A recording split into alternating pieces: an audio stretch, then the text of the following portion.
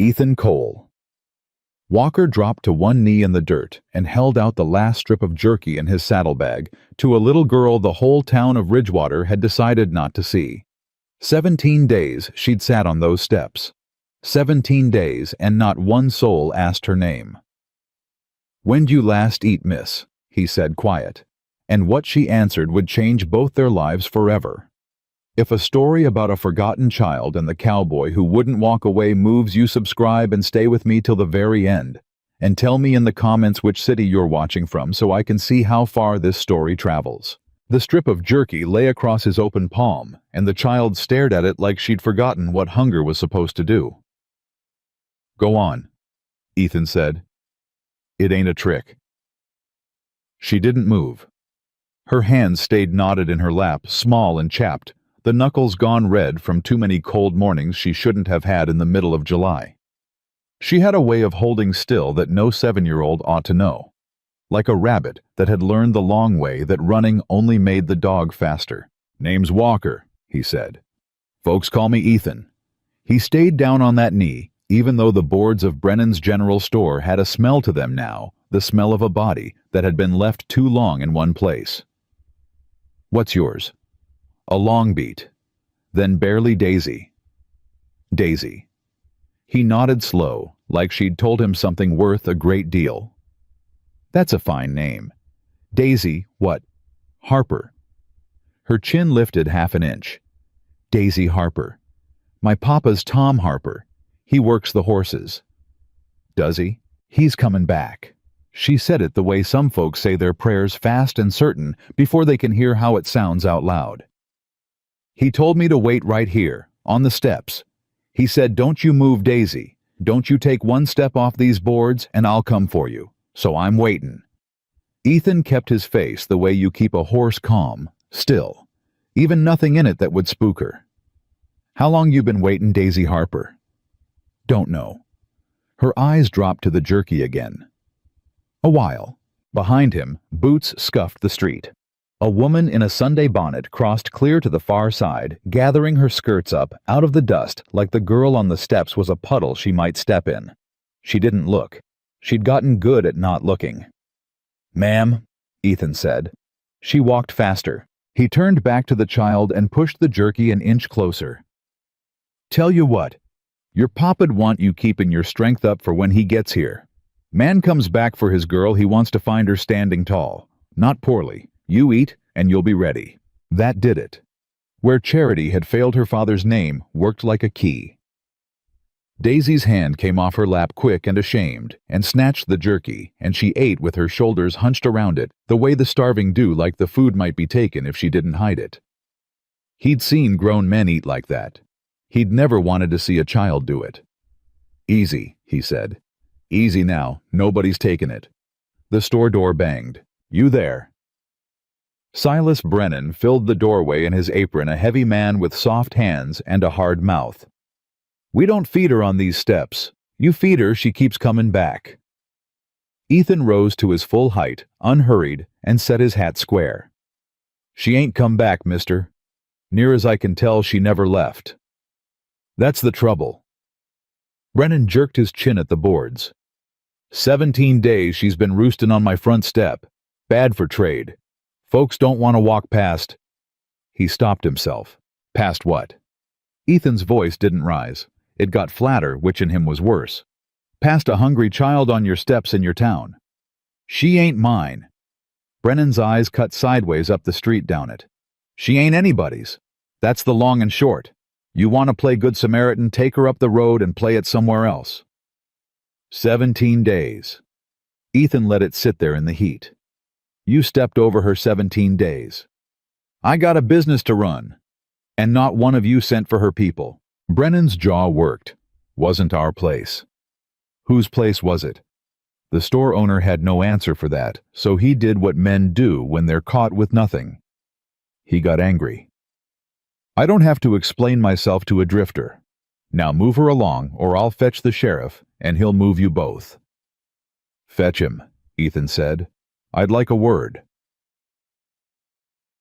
The diner was 3 doors down, and Ethan walked the child to it with one hand light on her shoulder, not gripping just there, so she'd know which way. She walked stiff. She kept looking back at the steps. "He'll know I moved," she said. "Papa, he said don't move. He'll know you went and got fed and stayed close." Ethan held the door. "That ain't movin'. That's waitin' smart." Mrs. Abigail Brown looked up from her counter and went still, the rag stopping mid-circle. She was a wide, capable woman with flour on her forearms and a face that had decided somewhere along the years to be kind, even when it cost her. It was costing her now. He could see it. "Mr. she said low, "you don't want to do this." "Want's got nothing to do with it, ma'am." He guided Daisy onto a stool. "She'll have whatever's hot and a glass of milk, and you'll let me pay for it. It ain't the pay." Abigail came around the counter, wiping her hands, and crouched down to the child's level the way Ethan had, and something moved across her face that was close to shame. "Hello, Daisy. You hungry, sugar?" Daisy nodded. "Course you are." She straightened and looked at Ethan, and now her voice dropped to where the child couldn't catch it. "I brought her bread, twice, first week. Left it on the step at night so nobody'd—" She stopped. "So nobody'd see." "So nobody'd see you doing a Christian thing," Ethan said. "In daylight." The flush climbed her neck. "You don't know this town, mister." "I'm getting acquainted." "There's reasons folks leave her be." Abigail set a plate in front of the girl, stew a heel of bread, and Daisy bent over it. "Reasons that ain't all cruelty, though Lord knows there's cruelty enough." "Then tell me the reasons."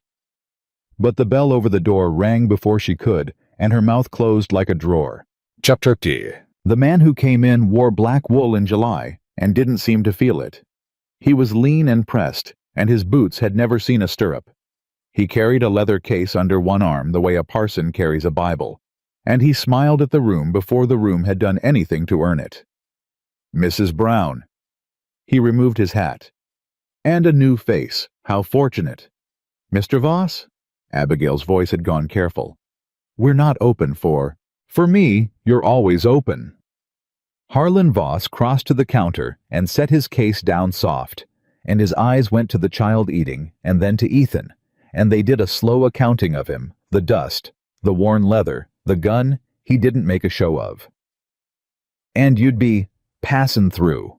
A great many men are passing through." Voss smiled wider. "Few of them stop." He looked at Daisy. "Especially for that one." He said it gentle. That was the thing Ethan would remember, how gentle the man could make a cruel thing sound. "Tragic little case. I've been trying to see her properly placed for nigh on 2 weeks. There's a county home, you understand, in Cheyenne. Clean, run by the sisters. A child can't live on a step." "No," Ethan said. "She can't. Funny how she did, though, for 17 days with a county home a wire away." Voss's smile held, but his eyes cooled. "Paperwork, sir. The wheels of charity turn slow. Custody of an abandoned minor is a legal matter. It can't be done with a handshake and a plate of stew." He opened the case an inch, just enough to show the edge of a document, then closed it again, like a man closing a music box. "I have the forms drawn. The town's spared the expense. All it wants is a signature from someone with standing." He tipped his head. "You don't have standing, I'm afraid. So perhaps you'll let those of us who do see to her." "Mr. Voss is a man of business," Abigail said quickly, a warning folded inside it. "Land and loans. He's done a great deal for Ridgewater." "I'll bet he has." Voss took his hat back up. "I'll leave the child to her supper. Mrs. Brown, the matter we discussed. Friday." He set a coin on the counter more than the meal cost and let it sit there gleaming. Then he was gone, and the door's bell rang behind him like a thing relieved. Ethan looked at the coin a long moment. "He buys his way into a lot of rooms, that one. He buys most of them." Abigail swept the coin into her apron without quite meeting his eye. "He holds paper on half this street, mine included." She set both hands flat on the counter. "Now you see why folks look the other way. A man crosses Harlan Voss, he finds his note called early, his store padlocked, his family on the road." She nodded at Daisy. "That child's a harper. and Harper's a name that put Voss in a foul mood for the better part of a year. Why? Abigail's mouth set. It ain't mine to tell. The sheriff came at his own pace, which was the pace of a man hoping the trouble might settle itself before he arrived. Ezra Cole was gray at the temples and tired in the eyes, a star pinned to a chest that had stopped expecting much from the job. He stood in the diner door and took in the cowboy, the child, the empty plate. "Brennan says you're stirrin'," he said. "Brennan's a man who confuses a child with a stray dog." Ethan turned on his stool. "Sheriff, that girl's been sitting on the steps of that store 17 days. I'd like to know what the law's done about it." The law. Ezra came in and let the door swing shut. "The law's got no statute makes a town love a child it didn't ask for, son. She ain't been harmed. She ain't broke no ordinance. She's been starved. By neglect, not by hand." Ezra said it like it tasted bad. "There's a difference in the books, even if there ain't one in the Bible." "Where's her father?" A pause. Just a flicker. But Ethan made his living reading horses, and a man's eyes weren't much harder. The sheriff knew something, and the knowing sat on him heavy. "Tom Harper rode out," Ezra said. "Some weeks back." "Rode out where?" "Dalton's. Hired on at the ranch." Ezra took off his hat and turned it in his hands. "Wrangler work. Good with green stock, they say. Better with horses than with money." His eyes flicked to the child and away. "Left the girl in town where it was safe. Told her to wait. And then nothing." Ezra put the hat back on. "He didn't come for her." "Men come back for their children, Sheriff. Most do." The lawman's voice had gone quiet now, and there was something under it. Something he was choosing every word to step around. "Some can't." Daisy had stopped eating. She was watching the two men with the bread held halfway to her mouth, her eyes going from one to the other, and Ethan saw the danger and changed his face fast. "Daisy," he said easy. "You done? You want pie, Mrs. Brown? I expect makes a respectable pie." "I do," said Abigail too brightly. "He's coming back." Daisy said it to the sheriff, not to Ethan. To the man with the star, like she'd been waiting all this time for someone official to confirm it. "My papa. He told me wait. You know him. He's got a brown horse. Her name's Juniper. You tell him I waited just like he said. You tell him I didn't move." Ezra Cole opened his mouth. Nothing came out. "You tell him," Daisy said, and the silence in that diner went on a beat too long. A beat the child was too young to read, but old enough to feel, and her certainty wavered for the first time, just a hairline crack, the kind that runs through ice before it gives. "Eat your pie, sugar," Abigail said, and her voice broke clean in the middle of it. Ethan walked the sheriff out to the porch where the girl couldn't hear. "You know," he said. "You and Brennan and that man in black you all know, and you've been letting her sit out there 17 days believing different. That what passes for mercy in Ridgewater. It ain't mercy." Ezra leaned on the post, looking out at the street where the light was getting long and gold.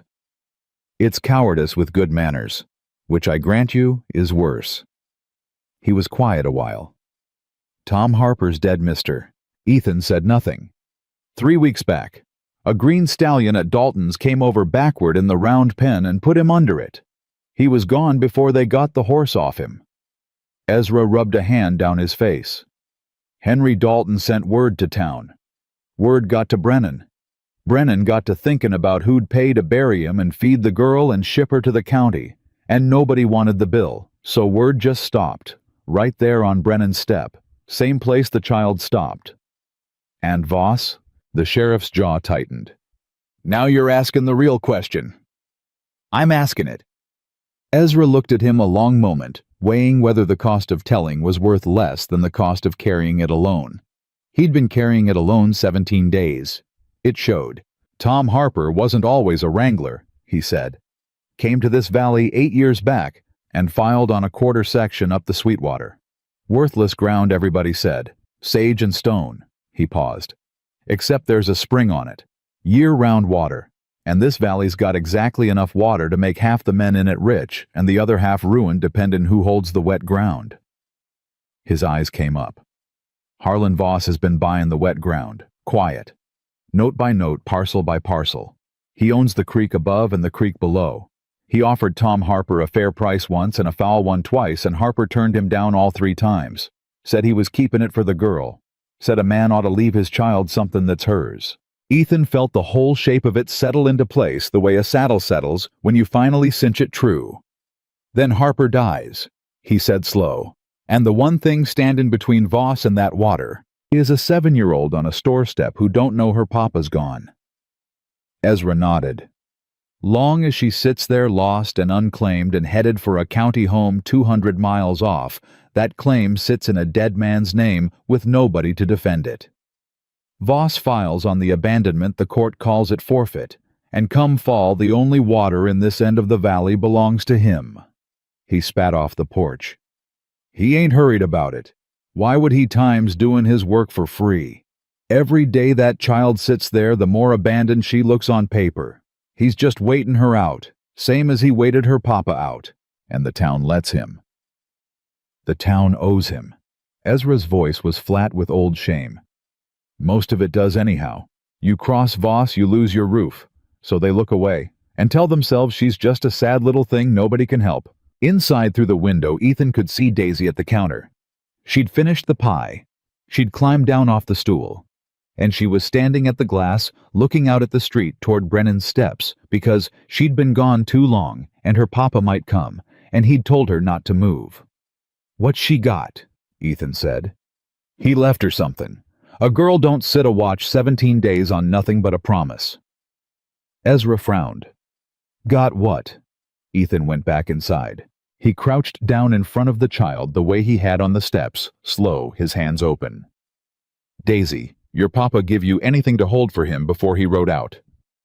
She went guarded all at once, both hands pressing flat against the front of her dress, against something tucked inside it.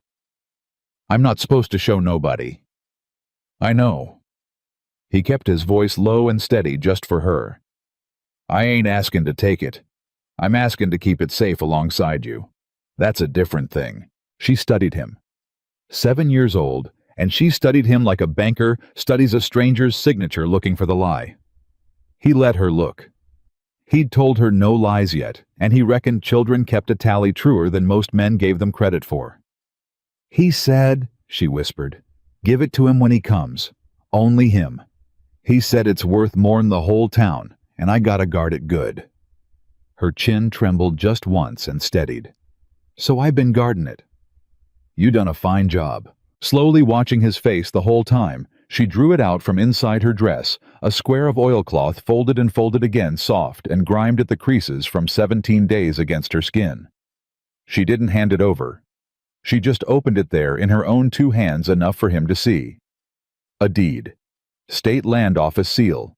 A description in a surveyor's clean hand quarter section. Sweetwater drainage, the spring marked plain, and the name on it written firm by a man who'd meant it to last. Held in trust for Daisy Harper, my daughter. Ethan read it twice. Then he looked up at the child guarding a fortune she couldn't read. On a step a whole town had agreed to step over with a dead father, she was still expecting to walk through the door, and he understood finally and completely that she had never once been abandoned by accident.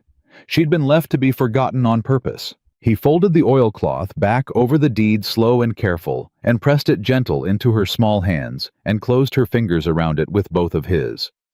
"You hold on to that," Ethan said, and his voice had gone rough and certain and final. "You hold on to it tight, Daisy Harper. Nobody's taken it, and nobody's taken you." He stood and set his hat and looked at the door where a town full of men had decided a child was easier ignored than saved. "Not while I'm standing." That word hung in the diner like smoke that wouldn't clear, and it was Abigail who broke it. "You can't stand," she said. "You can't stand against Harlan Voss, mister. Nobody can. You're one man with a horse and a saddle, and he's got the bank and the court and half this street owing him their roofs." She came around the counter again, wringing the rag. "I admire you. God help me, I do. But admiring a man don't keep him alive. I ain't asking to be admired. Ethan reached for his hat. I'm asking what happened to the girl's claim. You know land.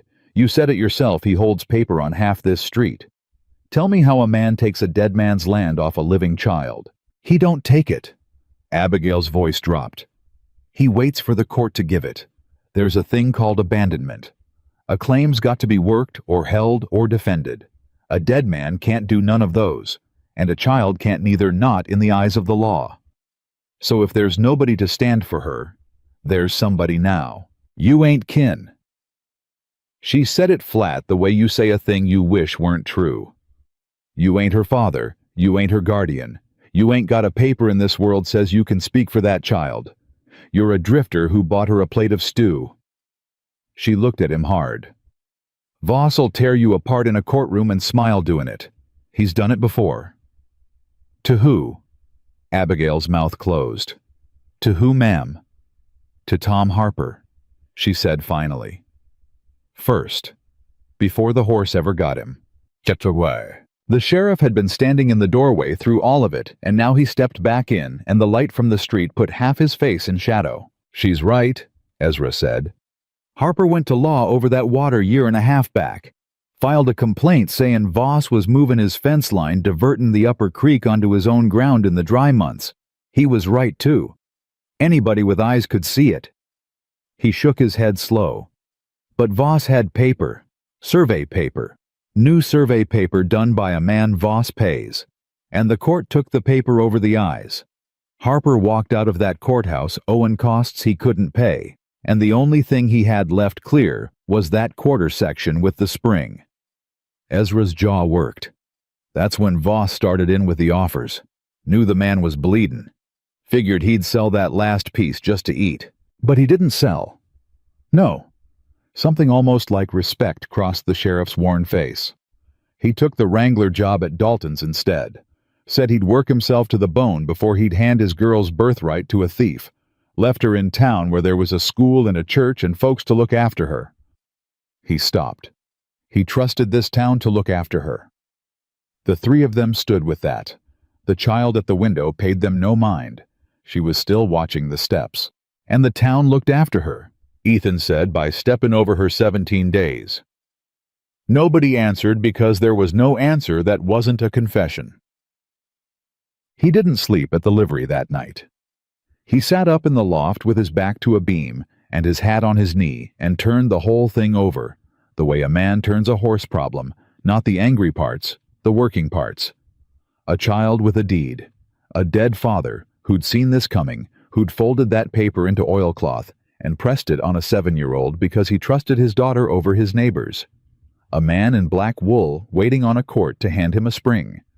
A town in his pocket. And a sheriff who knew all of it and had a star and a conscience and not one idea what to do with either. It would have been easy to ride out. Ethan had ridden out of worse and from kinder towns. He'd built a whole life out of the riding out of the cabin where his wife and his own boy had died of the fever in a single hard week 4 winters back. Out of every place since, that started to feel like a place a man might stop. Staying was how you got something to lose. He'd learned that with a shovel in his hands and the ground frozen too hard to dig proper. And he'd promised himself kneeling at 2 graves he'd had to chip out by lantern that he would never again let the world hand him something it could take away. And here the world had set a child on a store step in his path. Toward dawn he gave it up and admitted to himself what he'd known since he'd closed her fingers around that oilcloth. He wasn't going to ride out. He was just going to be a fool about it slow instead of fast. Brennan had her off the steps by the time Ethan came down the street next morning, or trying to. The store owner had a broom and was sweeping at the boards near her feet, not touching her, just sweeping the dust up against her shoes again and again, the way a man shoes something he won't lower himself to pick up. "Go on," Brennan was saying.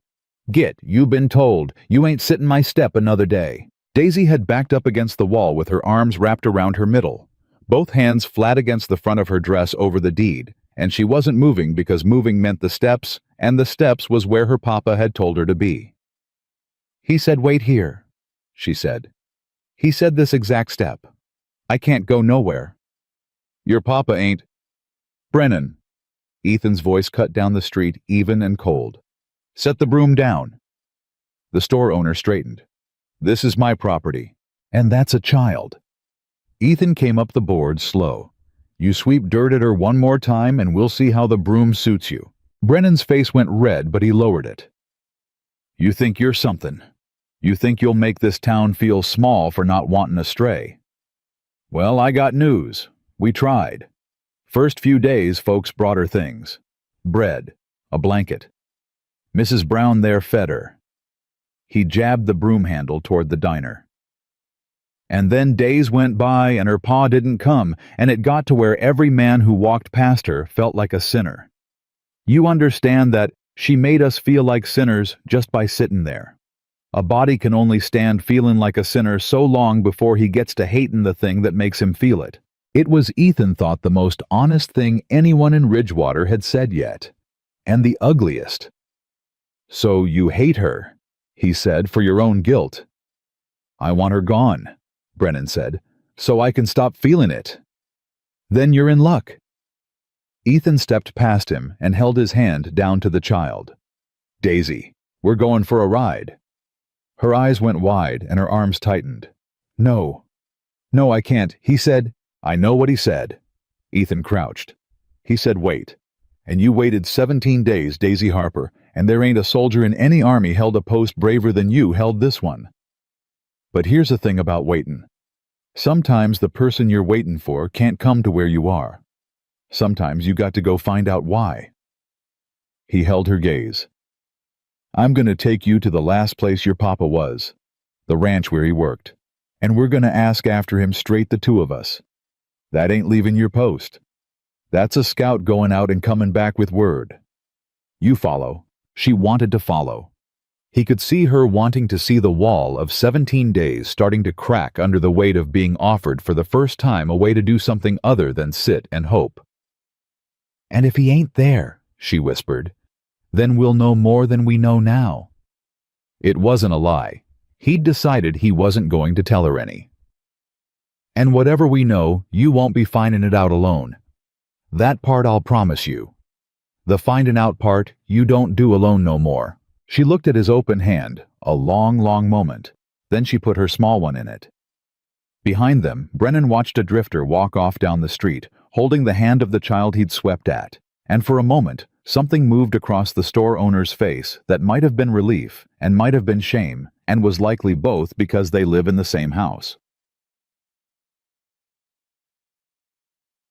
Dalton's ranch sat 8 miles up the valley, where the grass got better and the water told you so.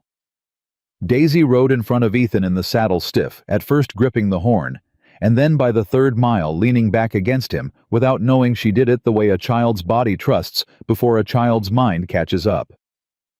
She talked the whole way. He understood before long that she'd had 17 days of nobody to talk to, and the words had built up in her like water behind a beaver dam. And now that someone had opened a gap, they came out in a flood, her papa's brown mare Juniper, who'd let Daisy braid her tail. The song he sang that wasn't any real song, just nonsense. He made up the way he smelled like leather and horses and pipe smoke.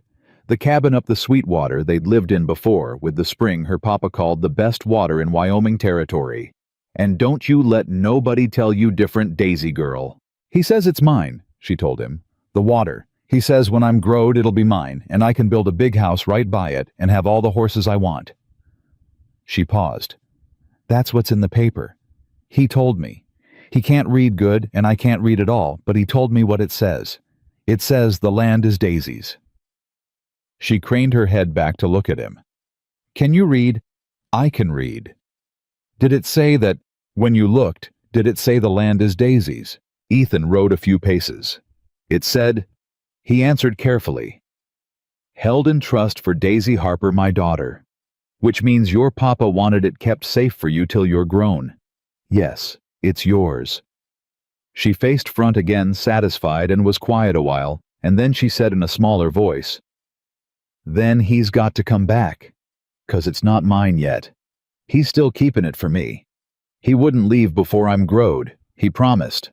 And Ethan, who had decided he would tell this child no lies, found that there are silences that lie worse than words, and rode on holding one, because he was a coward too.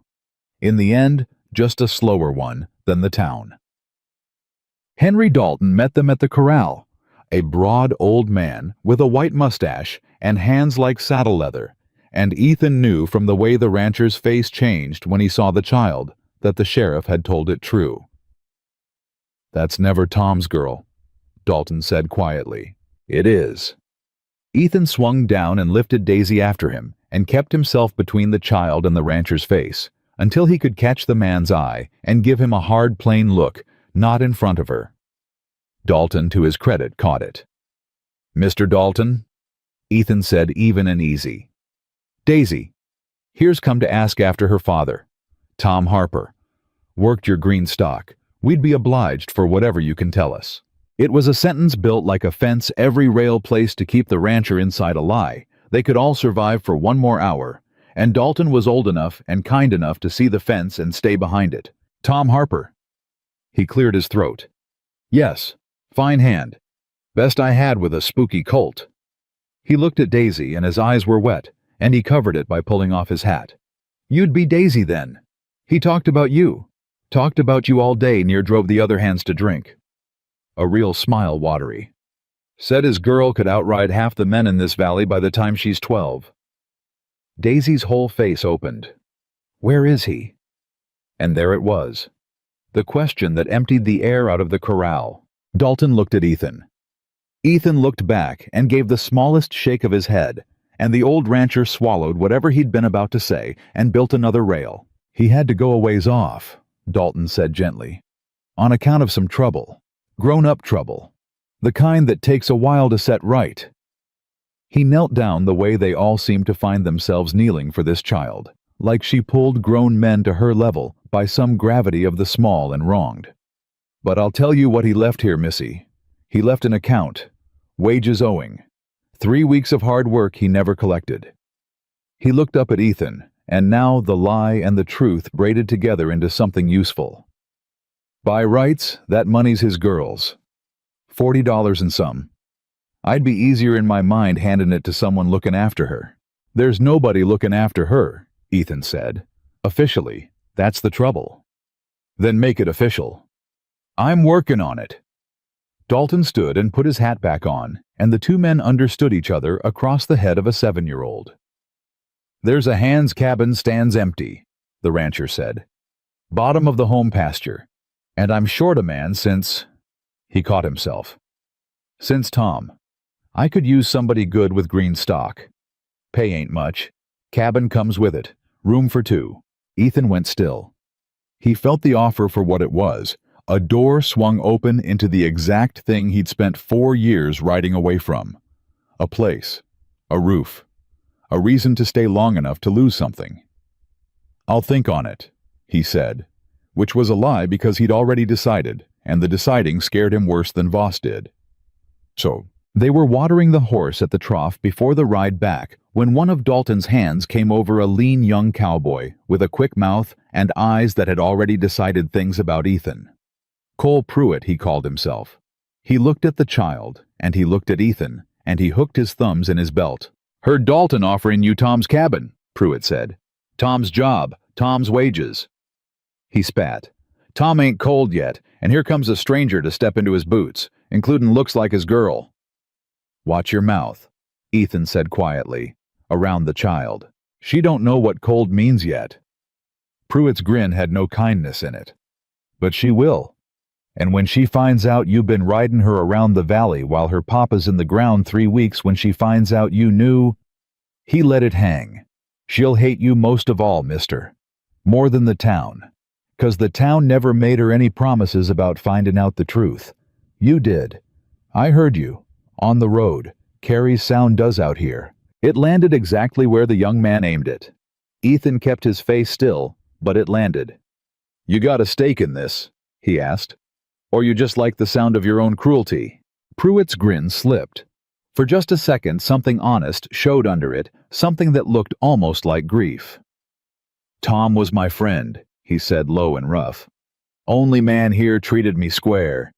And I stood at that round pen and watched a horse kill him, and I couldn't do nothing. So don't you ride up here playing rescuer in his clothes."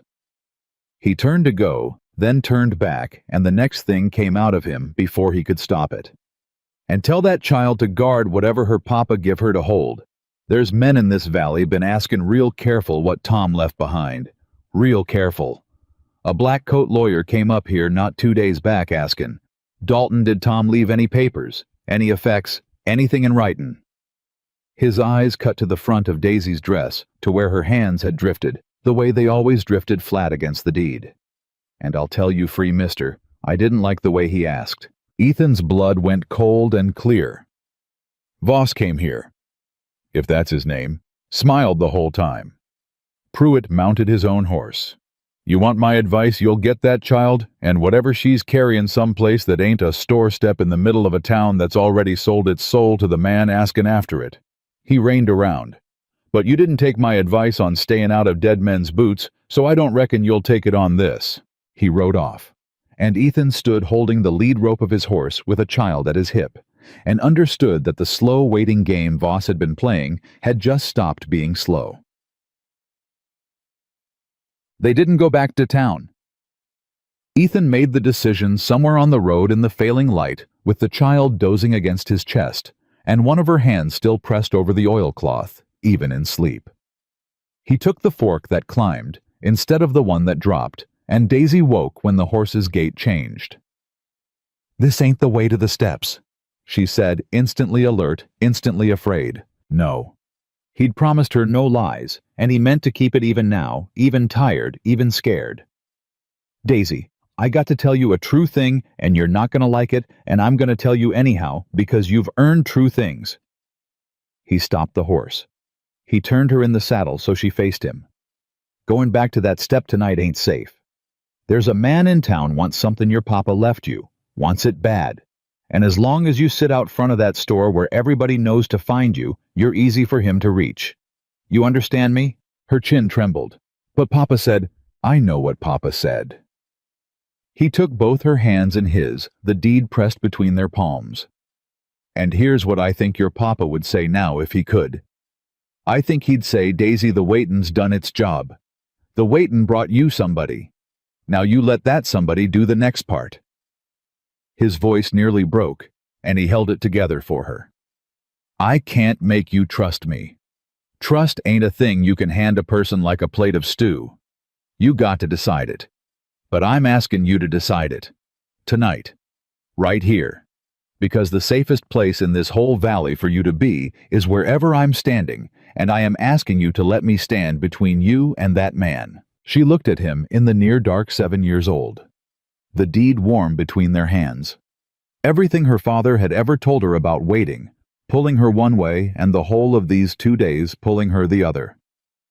"You won't leave," she said. It wasn't a question. It was a test. "Everybody leaves. My papa left. You'll leave too.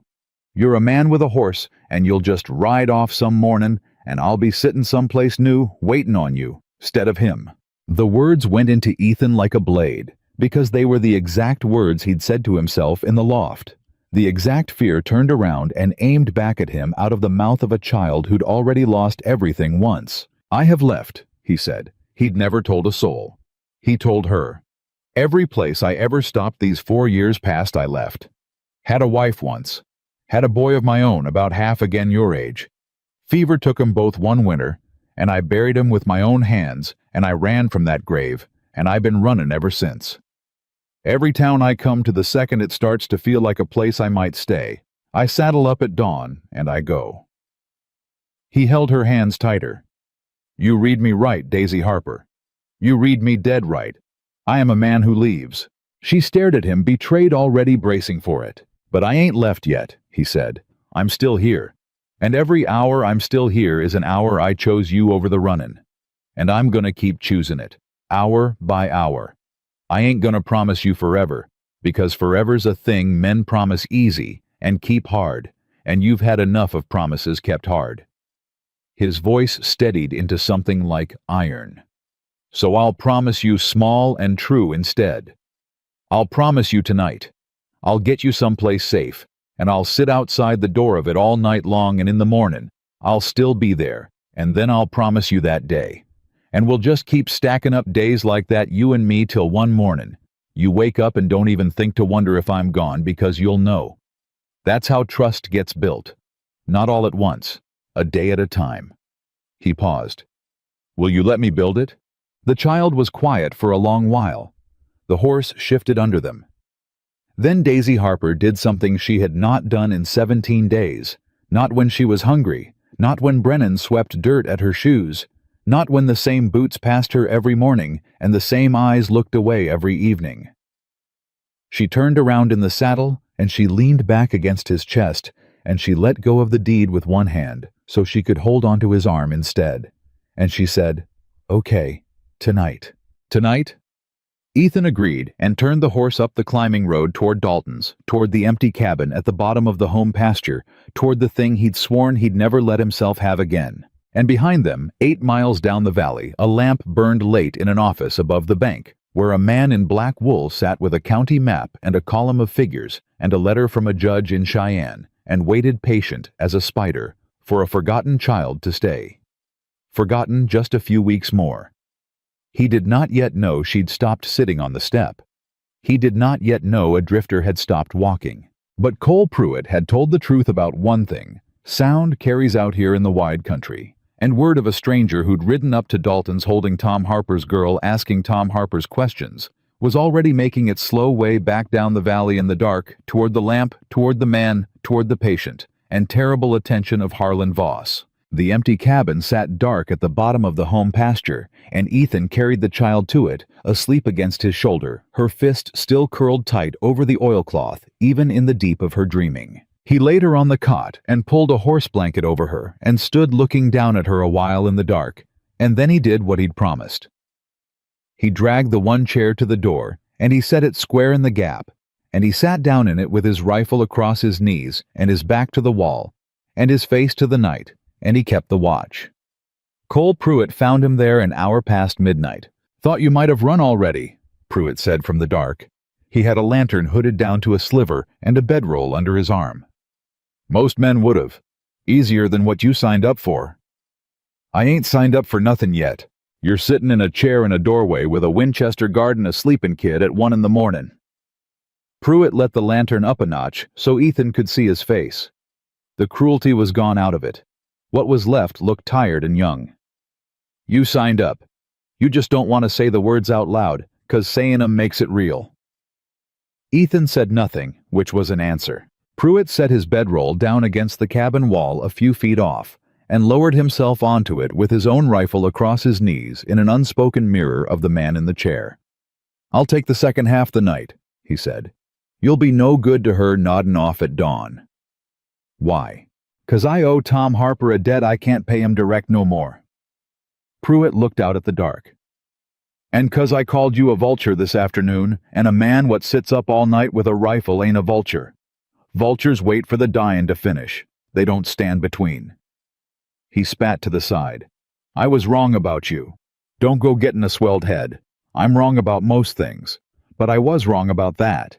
They sat the watch together, the two of them, and didn't talk much, and the talk they did have came slow and low, so as not to wake the child. "You said a lawyer came up here," Ethan said after a while.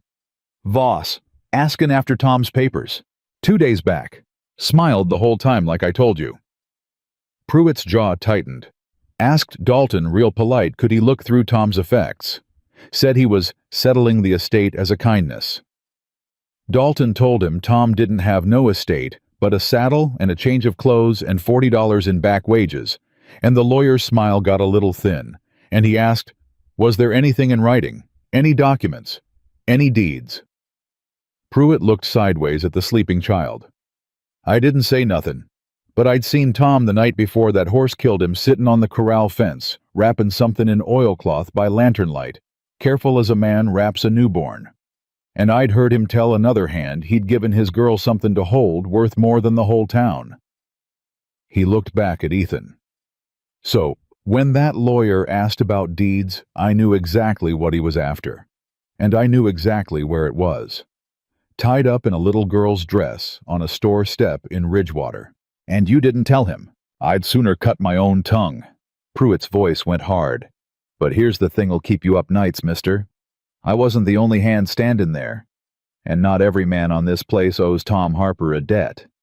Some of 'em owe Harlan Voss money. He let that land. Word that the girl's carrying the paper, it's loose now. I can feel it. It's moving. And once it gets to Voss, he ain't gonna wait on no court no more. Why would he? He don't need the law to declare her abandoned and the claim forfeit if he can just take the paper off a child and burn it. No deed, no claim. No claim, the land reverts, and he files first. Pruitt shook his head slow. That's what changed today. Before today, he had time on his side. He could afford to be patient. Now he knows the paper exists, and he knows a stranger's sniffing around it. Patience just got expensive for him. Ethan sat very still in the doorway, with the rifle across his knees, and the child breathing soft behind him, and felt the whole game tilt under him into something faster and meaner than it had been that morning. How long? He said. Before he moves. Pruitt considered it. Day. 2. He'll want it done quiet. A man like that don't like noise. He'll send someone polite first, a paper, a summons, something with a seal on it to make it look like law. And if the paper don't pry her loose from you, then he'll send someone who ain't polite. Pruitt's eyes glinted in the lantern light. You best decide tonight, mister, what kind of man you're gonna be when the polite one comes, because there won't be time to decide once he's standing in front of you. Papa. The polite one came at noon the next day. Ethan had spent the morning learning the shape of the thing he'd taken on, and it was harder than any horse. Daisy woke before dawn with a cry caught in her throat, sitting bolt upright on the cot, hands flying to her chest to check the deed was still there, eyes wild and not seeing him. Easy, he said from the doorway. Easy, Daisy. It's mornin'. I'm right here, same as I said. She stared at him a long moment, the panic draining slow. You stayed. Told you I would. You said you was a man who leaves. I said I ain't left yet. He set the rifle aside and came to crouch by the cot. And here it is mornin', and I'm still here, so that's one day I owe you and one day I paid. Yesterday I promised you tonight. Now I'm promising you today. You want eggs? Pruitt says there's hens. She didn't smile. She wasn't ready to smile. But she nodded, and she got up, and she followed him out into the morning, keeping him always between herself and the open country, the way a chick keeps to the hen. And Ethan understood that trust in a child, this broke, didn't arrive in one piece. It came in slivers. He'd collect the slivers. By mid-morning he'd struck the bargain with Dalton Plain. The cabin, the job. The greenstock, he'd take all of it, not because he wanted the staying, but because the staying was the only roof he could put over the child while he fought for her. Dalton shook his hand and held it an extra beat. Tom would have liked you, the old rancher said. He didn't like many. I ain't doing it to be liked. No, Dalton said. I don't reckon you are. That's the part he'd have liked. And then at noon, the polite one came. He rode in on a gray gelding far too good for him. A soft-handed clerk in a clean coat with a leather folder and a tin star pinned crooked to his vest. A deputy's star. Brand new, the kind a man gets handed rather than earns. He drew up at the corral where Ethan was working a young horse on a long line, and he sat his saddle and waited to be noticed the way men do when they think a paper in their pocket makes them tall. You'd be the drifter, the clerk said. Walker. I'd be Walker. Ethan didn't stop working the colt. Drifter's your word. I'm Deputy Marsh, out of Ridgewater. Marsh patted the leather folder. I'm here on a legal matter concerning a minor child, Daisy Harper.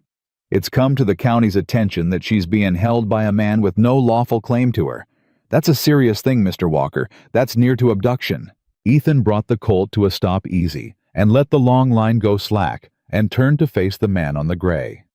Abduction, he said. The law's particular about who has charge of orphan children. Marsh opened the folder and produced a document heavy with seals and a judge's flourish. This here's an order from the Circuit Court at Cheyenne, signed by Judge Aldous Crane, appointing a guardian ad litem for the minor Daisy Harper, and directing that she be placed into the custody of said guardian pending her transfer to the county home. He held it out. The guardian appointed is Mr. Harlan Voss of Ridgewater, a respectable man, so you'll hand the child over to me and I'll see her safe to him, and there'll be no more talk of abduction. The colt blew and sidled. Ethan stood quiet, reading the man more than the paper. Judge signed that, he said. Crane. He did. Funny. Ethan walked to the corral rail unhurried, and the clerk's gray shied a step at his coming. Sheriff Cole told me yesterday there weren't no statute on the books made a town love a child it didn't want. Now today there's a circuit judge 200 miles off who's heard so much about little Daisy Harper, he's gone and appointed her a guardian special. That's a powerful lot of legal attention to land on one little girl in one single day. He set his hand on the rail. Almost like somebody wired Cheyenne in a hurry. Almost like somebody's in a sudden rush. Marsh's jaw tightened. The court's reasons ain't yours to question. They're exactly mine to question. Ethan's voice never rose. It got quieter, which in him was the dangerous direction. Let me see the paper. Marsh hesitated, then leaned down and let him take it. Ethan read it slow and careful, every line the way he'd read the deed. And when he was done, he looked up, and there was something cold and certain in his face. Now, the look of a man who's found the loose nail that brings the whole fence down. This order names the child a minor with no living parent and no property, Ethan said. No property. It says so right here plain. Said minor being without estate or means. He tapped the line. Now why would a guardian get appointed special by a judge 200 miles off on a girl who's got no property? Guardians cost money. Courts don't appoint 'em out of Christian charity. They appoint 'em when there's something to manage. He handed the paper back. And the one man in this territory who knows there's something to manage, who knows this child's holding a deed to the only year-round water in this end of the valley, is the same man this paper just made her guardian. He looked at Marsh steady. Voss didn't get appointed to protect that child. He got appointed to get legal control of her so he can get legal control of what she's carrying. And he wrote no property right on the order so that when the deed turns up missing later, there won't be nothing on record saying she ever had any. Marsh had gone pale. You can't make accusations like that against... I ain't making accusations. I'm reading you the paper. The paper makes the accusation. The paper says no property about a child standing on a quarter section worth a fortune in water. Ethan stepped back from the rail. Take it back to Voss. Tell him I read it. Tell him I can read real good. And tell him the child stays where she is. You're refusing a court order. Marsh's voice cracked up high. You'll hang for it. That's defying the law. That's defying a forged-up writ a crooked judge signed for a land thief, Ethan said. And I'll take my chances with what's lawful and what's just legal. There's a difference, son. Your boss has spent his whole life making the second one do the work of the first. But they ain't the same thing, and out here 8 miles from his bank with a rifle in that cabin and a man behind it who's got nothing left to lose, the difference matters again. He pointed up the road. Ride. Marsh rode. He near put the spurs through the gray getting out of that yard. Sing. But the staying child had heard. She was standing in the cabin doorway when Ethan turned, and how much she'd caught he couldn't say, but it was enough. Her face had gone white and fixed, both hands pressed flat over the deed, and her eyes were on him with a terrible new question forming behind them. That man said... She started and stopped. Started again. That man said I got no parent. He said minor without no parent. What's that mean? Ethan crossed the yard slow. He'd known this was coming. He'd known it since the road 2 nights back. There are silences a man can hold, and silences that finally crush him, and this one had run its course. Daisy, he said, and went down on one knee in the dirt in front of her the way he had on the steps, the way he kept finding himself going down for her. I need you to listen to me real careful now, and I need you to remember that everything I'm fixin' to say, I'm sayin' it true. I told you I'd tell you no lies, and I ain't told you one yet, and I ain't gonna start now even though what I got to say is the hardest true thing in the world. Her hands pressed harder against her chest. Where's my papa? It came out small and flat and already breaking. You said you'd find out, at the ranch. You said we'd ask straight. And Mr. Dalton said grown-up trouble. He said papa had to go a ways off. But that man, that deputy, he said no parent. Her breath was coming quick now in little hitches. Which is it? Which is true? You said no lies. So which is true? And Ethan Cole Walker, who had buried his own wife and his own boy with his own hands and run from the graves for 4 years, looked into the face of a 7-year-old child who'd waited 17 days on a step for a man who was never coming, and he found he could not run from this one. Not from her. Not from the asking. Your papa, he said, and his voice came out rough and low and unbearably gentle. Loved you more than he loved his own life. I know that even though I never met him because of what he did. A man wraps a deed in oilcloth and trusts it to his little girl. Instead of any bank or any neighbor, that's a man who knew his girl was the strongest, truest thing he had in this world. He left you the most precious thing he owned because he knew you'd guard it. And you did. 17 days you guarded it. He was right about you, Daisy. He was right about everything except one. Except what? Barely a whisper. He thought he was coming back. Ethan took her small hands gently easing them off her chest to hold them in his own. He never wanted to leave you on that step, sweetheart.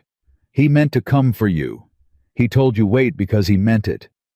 But something happened up at that ranch that he couldn't help and couldn't stop, and it was nobody's fault, and it was the cruelest kind of accident, and it took him before he could keep his promise to you. His own eyes had gone wet now, and he let them because she'd earned his truth, in every form, even this one. Your papa's gone, Daisy. He died. 3 weeks back up at Dalton's doing the hard work he took on so he could keep that land safe for you. He didn't leave you because he wanted to. He left you because God took him, and there wasn't a thing in heaven or earth he could have done about it. He was coming back. He just couldn't. The child stood absolutely still. For one long, terrible moment, she didn't move at all, didn't breathe, and Ethan saw the whole architecture of 17 days of hope hang suspended in her small body like a struck thing that hasn't yet learned it's falling. And then it fell. Daisy didn't scream. He'd half expected screaming and braced for it, but she didn't scream. She just made a sound he'd never heard a child make, a low, broken sound that came up from somewhere far under words, and her knees went out from under her, and Ethan caught her before she hit the ground and gathered her up against his chest, all of her, the deed and the dress and the small shaking body, and held on. I waited, she said into his shirt over and over, the words coming apart. I waited just like he said. I didn't move. I didn't take one step off the boards. I waited. I waited. I know you did. He held her tighter and rocked her there in the dirt of the yard, this man who'd sworn never again to hold something he could lose, holding the thing he could least afford to lose, knowing it, doing it anyway. I know. You waited braver than anybody ever waited for anything. He'd be so proud. Daisy, he'd be so proud of you. Then why didn't he come? Her voice broke clean in half. If I was good, if I waited, why didn't he come? Because he couldn't, baby. Not because of you. Never because of you. You did everything right. The world just... His own voice failed and he pushed through it. The world just took him anyhow. The world does that sometimes to the people we love most, and it ain't fair and it ain't your fault, and there ain't no waiting good enough to undo it. I know. I know it firsthand. I waited on people too. They didn't come back neither. She cried then finally, the real crying, the kind that had been dammed up behind 17 days of being strong, and Ethan knelt in the dirt and held her through every wave of it, and didn't tell her to hush, and didn't tell her it was all right, because it wasn't all right, and she was too smart and too hurt to be told a comfortable lie, and he'd promised her none. From the corral rail, Cole Pruitt watched with his hat off and his throat working, and finally turned away, because some things a man oughtn't to be watched grieving. It was a long time before her crying eased into the deep, shuddering quiet that comes after. The sun had moved. Ethan's knees had gone numb against the ground, and he hadn't shifted them not once. What happens to me now? she said at last, horse still pressed to his chest. "I got no papa. The deputy said the county home. He said a guardian's taken me. That man, the one in town. No."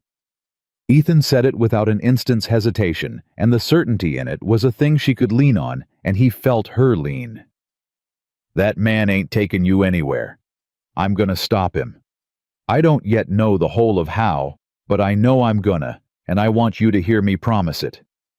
He drew back enough to look in her swollen eyes. "Daisy Harper, I have spent 4 years running from anything that could hurt me by leavin'. And I just figured out kneelin' here that I been runnin' the wrong direction the whole time. The thing that hurts ain't the leavin'.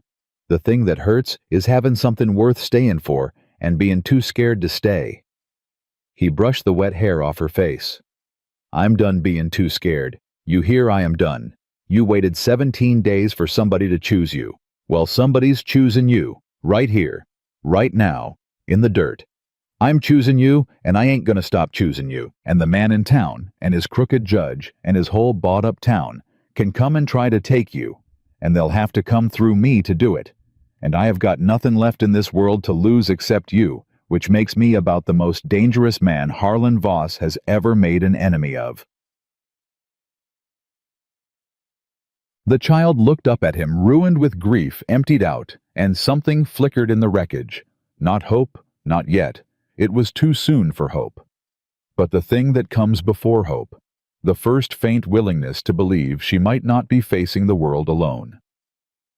"You'll stay," she said. "I'll stay. You promise?" And then before he could answer, she shook her head against him fierce. "No, don't promise. Everybody promises. Papa promised. Just—" She gripped a fistful of his shirt. "Just don't leave. Don't say it. Just don't do it." Ethan understood. He understood completely. Promises had failed this child every way a promise could fail. Words were spent currency to her now. So he didn't promise. He just stood up with her in his arms, all of her, and carried her into the cabin out of the heat. And that act said the thing better than any words could have: a man does not pick up a burden and carry it into shelter unless he means to keep carrying it. And as he ducked through the doorway with the grieving child against his shoulder, he heard hoofbeats on the road. Not the single gray gelding of the clerk this time, but 2 horses, 3 coming fast and hard up the valley from the direction of town. And he turned in the doorway to look, and Cole Pruitt was already running for the cabin with his rifle, his face gone tight, calling out a single word that turned the warm afternoon to ice. "Riders. Riders." Ethan was inside the cabin and had the door barred, and the child down behind the heavy oak table before Pruitt finished the word. He moved without thinking, the way a man moves when his body has done a thing before, and his mind catches up after. And his mind catching up told him that the thing his body remembered was not protecting his own. His own he had failed to protect. His own were in the ground. This was a second chance the world had no business handing him, and he would not fail it twice. "Stay down," he told Daisy. "Hands over your ears if it gets loud. You don't get up, you don't run, you don't do nothing but stay small and stay put whatever you hear. Can you do that for me?" She nodded white-faced, the grief in her shoved aside by a child's clean animal fear. "Good girl." He jacked around into the Winchester and put his eye to the gap in the shutter. 3 riders. He counted them and read them the way he read everything. The first was Marsh, the soft clerk sitting his gray well back, wanting plainly to be anywhere else. The second was a stranger big through the shoulders, with a low-slung gun rig and the loose easy seat of a man who'd used it. The third rode in the center, and a little ahead, in black wool that the heat could not touch on a horse that had never known a hard day, and he came on at a walk. Not a charge, a walk. Harlan Voss had never charged at anything in his life. He let other men charge and arrived after to collect. "That's him," Ethan said low, "the lawyer his own self. He didn't send the unpolite man, he came with him." Pruitt was at the other shutter, rifle up. "Then it's gone past patient. A man like Voss don't ride out personal, unless he means to settle it personal." He worked his jaw. "That big one in the middle, I know him. Name's Briggs. Voss keeps him on for collections. The kind of collections don't go through no bank. He glanced at Ethan. He's killed men. 2 I know of. Both rulin' accidents, both witnesses gone quiet after. Then we don't give him an accident to work with. Voss drew rein in the middle of the yard, a careful 30 feet from the cabin door, well out of any honest pistol range, and he sat there a moment, letting the silence do its work. Then he raised his voice, and it carried smooth and pleasant across the dust. Mr. Walker, I believe you've already met Deputy Marsh. I thought I'd come myself to spare us both any further misunderstanding. A pause, gracious as a host's. There needn't be any unpleasantness here. I've come for the child, and I've come with the law, and I've come, I'll have you know, prepared to be generous about a situation that another man might treat as a hanging matter. Generous. Ethan didn't open the door. He spoke through the gap. That's a fine word out of the man who let her starve 17 days to make her look abandoned for a judge. A small silence. When Voss spoke again, the pleasantness had thinned by a hair. You've been busy with your theories. Ain't theories, it's arithmetic. Ethan kept his voice level and let it carry because some of this was for Voss, and some of it was for the soft clerk who didn't want to be there, and some of it, the most of it, was for whatever scrap of conscience still lived in the valley. Tom Harper filed on the only year-round spring in the upper Sweetwater. You wanted it. You moved your fence, you bought a survey, you broke him in a court you own, and still he wouldn't sell 'cause he was saving it for his girl, so you waited on him the way you wait on everything. And then a green horse did your waitin' for you, and Tom Harper was dead, and the only thing between you and that water was a 7-year-old who didn't know her papa was gone. He paused. And you left her on a step. You could have put her in the county home that first day decent and quick. But a child in a home in Cheyenne has a record. A claim filed, a name on a list. So instead, you left her sittin' out front of Brennan's store, looking more abandoned and more forgotten every single day, building your case for the judge, one hungry morning at a time. You didn't neglect that child by accident, Voss. You neglected her on a schedule.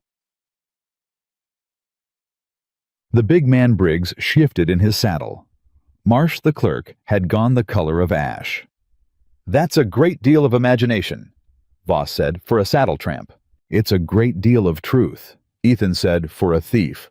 And here's the rest of it. She's carrying the deed. You know she is. That's why you rode up to Dalton's 2 days back asking after Tom's papers, and that's why your fake guardian writ says she's got no property on it, so when the deed disappears, there won't be a scrap of record saying it ever existed. You don't want to guard this child. You want to get her alone long enough to take a folded-up piece of oilcloth off her and feed it to a fire. That's your whole plan. That's the entire miserable size of it. Burn a dead man's last gift to his daughter so you can steal her water. When Voss spoke this time, all the warmth was gone, and what was left was cold and flat, and for the first time true. You think the deed matters? A thin laugh. How quaint. Let me educate you, Mr. Walker, since you fancy yourself a reader of papers.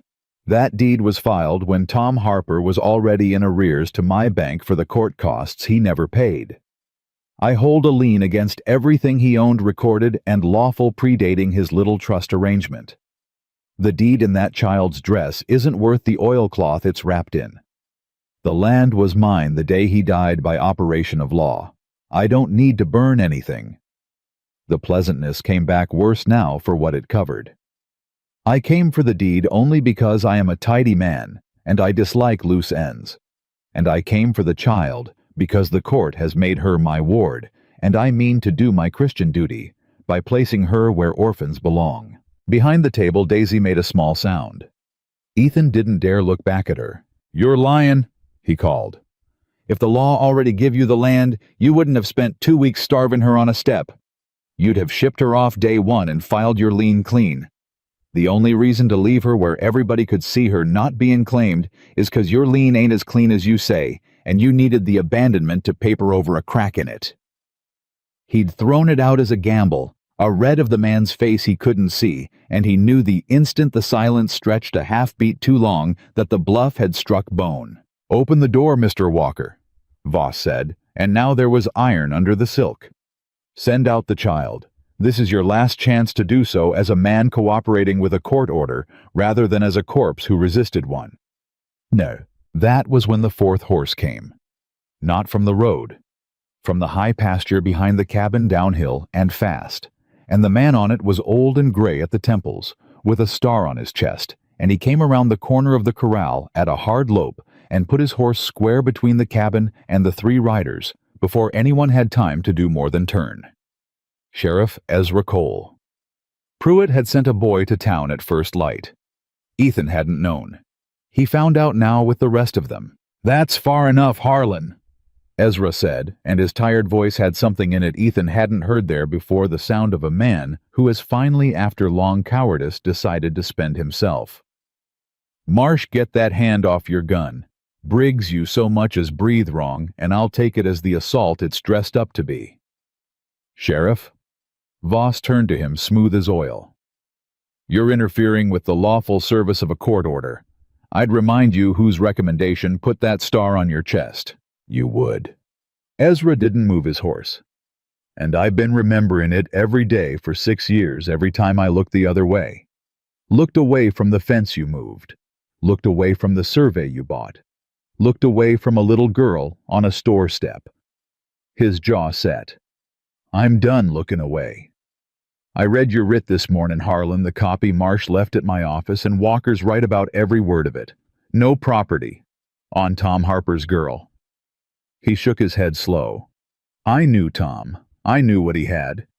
And the day a judge 200 miles off tells me a Harper's got no property when I can ride to the courthouse here and pull the recorded deed myself is the day I stop taking that judge's paper as gospel. The deed is subordinate to my lien. Then prove it." Ezra's voice cracked like a whip. "In open court. Here. With the recorded papers on the table, and the girl represented by somebody who ain't you. If your lien's so clean, Harlan, you got nothing to fear from daylight." He paused, and the next words came out heavy. "But you're afeard of daylight. You always have been. Everything you've ever taken, you've taken in the quiet, in the dark, with a paper nobody reads till it's too late. So no. You ain't taken that child into the quiet. Not while I wear this." For a long moment, the yard hung on a knife's edge. The big man Briggs had his hand near his gun and his eyes on the sheriff, measuring, and Ethan, watching through the shutter, slid the Winchester's barrel a quiet inch through the gap and put the front sight on the center of Briggs's chest and waited, breathing slow. And it was Marsh, the soft clerk, who broke it. "I won't," he said suddenly, high and shaking. "Mr. Voss, I won't be a party to. He read me that writ, the no property. I didn't think on it before, but he's right. That's fraud on the court. That's a forged representation, and I signed the service return. My name's on it." He was fumbling the tin star off his vest with trembling fingers. "I won't hang for your land. I won't. Find another man." He dropped the star in the dirt and hauled his gray around and rode, and didn't look back. And the sound of him going was the sound of Harlan Voss's careful machine throwing its first thrown bolt. "Get kid." Voss watched the clerk go without expression. Then he turned back, and when he looked at the cabin, at the gun barrel in the shutter gap, at the sheriff's planted horse, something in his face had recalculated. He was a man of arithmetic, too, and the numbers had moved. "Briggs," he said quietly, "we're leaving." The big man blinked. "Just like that, we got him. We have a sheriff, an armed man in a fortified position, and a witness who just rode off to think about his immortal soul." Voss gathered his reins, calm as a man leaving a dinner that's run late. "I don't fight battles, Mr. Briggs. I win wars. And wars are won in courtrooms and county records, not in dooryards." He looked once more at the cabin and raised his voice a final time, pleasant again, the silk laid back over the iron. "Mr. Walker, you've won an afternoon. Enjoy it. But understand what you've actually done. You've made yourself a party to this. You've taken custody of a ward against a court order. You've harbored property in dispute. When this reaches the courtroom, and it won't be a sad little orphan against a respectable man. It'll be a known drifter with no fixed home, no kin, no character, and a dead wife and child he abandoned the graves of." Ethan flinched hard behind the shutter. The man had done his own arithmetic on him, too, standing up to explain to a judge why he stole a minor and a fortune both. Think on how that reads. Think on it long. He turned his horse. "I'll see you in Cheyenne." And he rode out at a walk the way he'd come, the big man trailing him, and the dust of them hung gold in the afternoon, and slowly settled, and the yard was quiet, and the sheriff let out a breath that seemed to take 10 years with it. So, Ethan didn't lower the rifle until they were small on the road. Then he unbarred the door and came out into the yard, and Ezra got down off his horse, stiff and old, and the two men looked at each other. "You sent for him," Ethan said to Pruitt, who'd come around the cabin. "Town. Sent a boy at dawn." Pruitt shrugged, not quite meeting his eye. "Figured the law ought to be on the right side of this for once, even if it took some shaman to get it there. It took more'n shaman." Ezra lowered himself onto the cabin step and took off his hat and held it in both hands and looked at it. "It took 6 years, and a little girl I let sit on a store board while I told myself it weren't my business. I'm too old to keep paying for my own quiet. So," he looked up, "I'll stand for her Walker. In court. I'll testify to what I know, the fence, the survey, the deed I can pull from the recorder's office myself. It won't be easy. Voss owns the local bench, which is why he'll move it to Cheyenne to a judge he's bought. But a bought judge in open court, with a sheriff testifying to fraud and a recorded deed on the table, is a different thing than a paper signed in the dark." He paused. "It's a fightin' chance. It ain't a sure thing. I won't lie to you that it is." "Don't," Ethan said. "She's heard enough sure things that wasn't." He went inside. Daisy had come out from behind the table and was standing in the middle of the room with the deed clutched in both hands, and her eyes enormous, and she'd heard all of it. The fence, the survey, the lien, the abandonment on a schedule, a dead wife and child he abandoned the graves of. She'd heard the man in black say, her papa's last gift to her wasn't worth the cloth it was wrapped in. She'd heard a stranger's whole life laid out as a thing to be used against her. "Is it true?" she said. "What he said about the paper, that it ain't worth nothin'." Her chin was trembling, but her voice held fierce. "Papa said it was worth more than the whole town. Was Papa wrong? Is it just cloth?"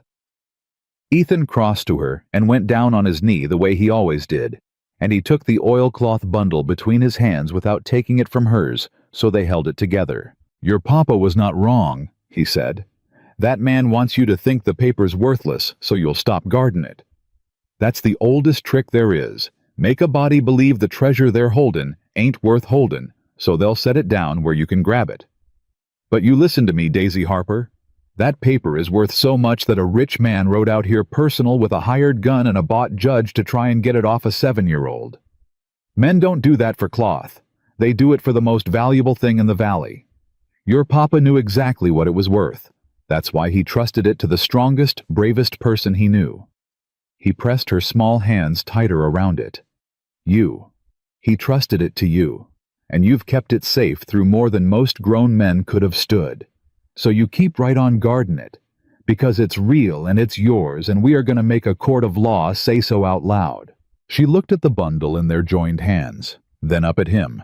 And the question that came next was the one he'd been dreading more than Briggs's gun. "He said something about you," she whispered. "The man. He said you had a wife and a child, and you left their graves."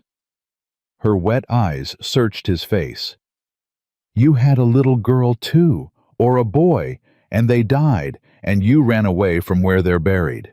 The yard outside had gone quiet. Pruitt and the sheriff had stayed out, giving them the room. Ethan was silent a long moment. He had never spoken of it to a living soul before 2 nights ago in the saddle, and he'd given her only the bones of it then. Now the child was asking for the whole of it, and he understood that this was the price of all his demanding that she face hard, true things. The reckoning ran both directions. He could not ask a 7-year-old to look her grief in the eye and then refuse to look at his own in front of her. A boy, he said finally, very low. His name was Samuel. He was 10, and my wife was Ruth. He had to stop. He made himself go on. A fever came through one winter. The kind that takes a whole valley takes the young and the old first. Took Samuel in 3 days. Ruth nursed him to the end, and the fever took her right after, like it was waiting for her to finish so it could finish her. His voice had gone to gravel. I buried him myself. Ground was froze near solid, and I had to thaw it with fires and chip it out 2 days a grave, and the whole time I kept thinking I should have been able to do something, a husband, a father, and there weren't a single thing I could do but dig. He looked down at their joined hands on the deed. And when it was done, I couldn't stay. Couldn't look at that cabin. Couldn't look at his little boots by the door or her shawl on the peg. So I saddled up and I rode, and I told myself I'd never again hold something close enough that losing it could do that to me twice. His eyes came up to hers, and they were not a strong man's eyes. Now they were just a man's. So yes, Daisy, he was right about that part. I did run from their graves. I've been running 4 years. That man knows it, 'cause men like him collect a person's wounds the way some men collect debts to spend later when it'll hurt the most. The child was quiet, and then she did a thing that undid him completely. She let go of the deed with one hand, the deed she had not let go of for anyone for 17 days. The most precious thing she owned, and she reached up and put that small hand flat against the side of his rough, wet face, the way a body comforts another body, the way her papa must once have comforted her. "I'm sorry about Samuel," she said, "and about Ruth." A pause, the child working it out in her own way, the only way she had. "Maybe that's why God put you on the step where I was. 'Cause you knew how it feels, to wait on somebody who can't come." Her voice wavered. "Nobody else in that whole town knew how it feels. But you did. So you stopped." And Ethan Cole Walker, who had not wept at his own graves, because the work of digging them had used up all the weeping in him, put his head down against the shoulder of a 7-year-old orphan and wept. Now, finally, 4 years late, while she patted his back with her one free hand, and held her dead father's deed in the other, and said, "It's okay. It's okay. You don't have to run no more. I'm not gonna leave neither two broken people in an empty cabin, each one somehow impossibly." The answer to the other's grief. Chapter. The sun was low when he came back out, his face washed at the trough, his voice his own again. Ezra and Pruitt rose from where they'd been waiting. "Cheyenne," Ethan said. "When? He'll move fast now."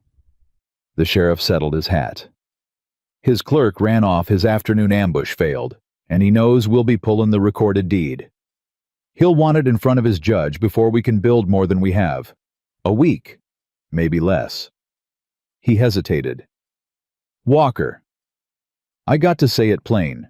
Voss wasn't bluffing about how it'll read. You against him in a Cheyenne courtroom, a man with no home, no kin, a stranger to that bench with a hired judge against you. The odds ain't good. The deed helps. My testimony helps. But he'll paint you as exactly what you've been these 4 years, a drifter, a man who runs, a man who abandons what he loves." His old eyes were steady and sorry. "And the cruelest part is he won't even have to lie to do it.